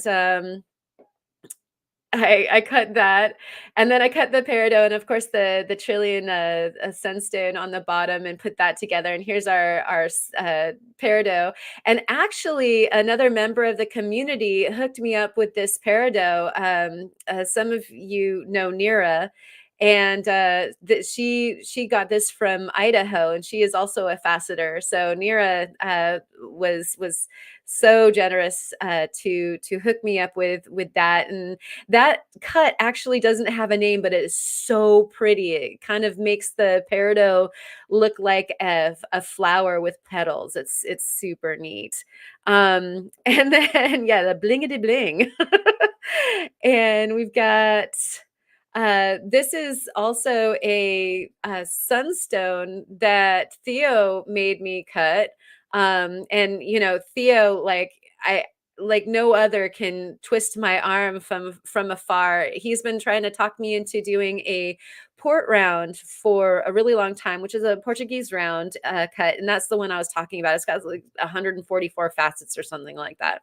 And I was a little bit intimidated, and I finally did it. I took two pictures because you can see with the lighting difference how different the stone itself looks. Very clear and almost blue in the color to the right. And it does have a bit of inner cloudy schiller that is the silver kind of schiller for the Oregon sunstone, instead of the kind that is the pink coppery schiller. It's a different valence, I think, of the same. But then after Patrick's beautiful sunstone documentary that he did, I'm not sure. It could be the chemistry of the stone, according to the scientists that he had on that. You should definitely go check out his sunstone documentary if sunstones intrigue you at all. And so the cut to the left is the same exact stone, just in different lighting, and you can see it's just not only brilliant, it's, you know, like a play on the round brilliant, but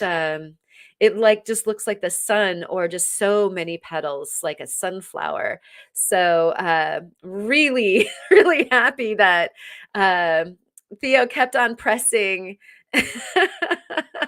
kept on being a bad influence, until I finally caved in and did this stone. And he sent me quite a few other diagrams that I need to try, like the Pharaoh's eye. And there's Manny right there in the back in the chat world. So weird. Theo's her pusher. Yeah, yeah. You know, I have to admit, I might be like not the hardest of customers either. Um, and good night, Phoenix. Thank you for coming around. And Theo is saying it's fine. We do this back and forth regularly. It's so true. And so that was like the gemminess that I had kind of promised everybody. We're gonna look at some of the opals underneath the microscope, but it is like getting into the wee hours. So what I think I'll do is I will tantalize you with the prospect of doing another live very soon, like perhaps before or after Kyle does one of his. And we'll look at the opals, because we can never get our eyes on too much opal, and especially not magnified like we saw at the very beginning of the live stream in the slideshow. If you were here at the very beginning, we went from seeing the stone, and then through like 5 magnification to 10 to 20 to 30, and like just get closer and closer. It's just super fun to do. And so I'll indulge you guys in that. And then I also back here on the stool, you might be able to see, I guess I should do this. So right behind me, I have prepared the Oh, it's gonna get burnt out. This is acetone and the paraloid B72, and we are going to be preparing some of the fossils that I've been finding, like these mystery fossils. What is it? What's inside? Let's get in there. And I have in this big piece of basalt. I actually found this today on the beach, and there might be a surprise in there that could cause Karen to squeal. And we need to look at it under the microscope. I haven't done it yet because I was going to do it on this podcast or on this live stream with you guys. And looking at Maddie's stones was so much more fun that I think that we'll go ahead and save that for, like I said, maybe sometime over the weekend before or after one of Kyle's lives, or possibly early in the week. I don't know how long I can wait. I don't know how long I can hold it, you guys. So we'll see what happens with that. But we'll have another. Now, Theo has a big announcement and a video drop tomorrow. So Saturday, go check out Theo's big announcement and video drop for sure. We've got Kyle's live stream sales all weekend long. So I know I'm going to see a bunch of you guys in the chat there. And like I said, I think I might sneak on in there somewhere. It just depends. If Kyle wants to end early, maybe I'll pop on and continue. Since Jackie wasn't around this evening, but usually she's going like, okay, who's next? Everybody's like chain consuming the live streams. And so Stein Kern, to all of you, Manny, thank you so much for coming and just shining up the whole live stream with your beautiful rocks. It's a pleasure to have you on. Rocky, thanks for being here. Melissa, Resort Dog, Theo, of course. I'm a bad influence, and yep. And Mom that was here, and all y'all that came by this evening. I really appreciate you and all that you do for the rock community. Rock on. Have a great weekend. Justin, thank you so much for coming around both to the live and being on the podcast. That was a complete surprise that you came by. So again, thanks. Have a great weekend. Cheers, Steinkern. Rock on.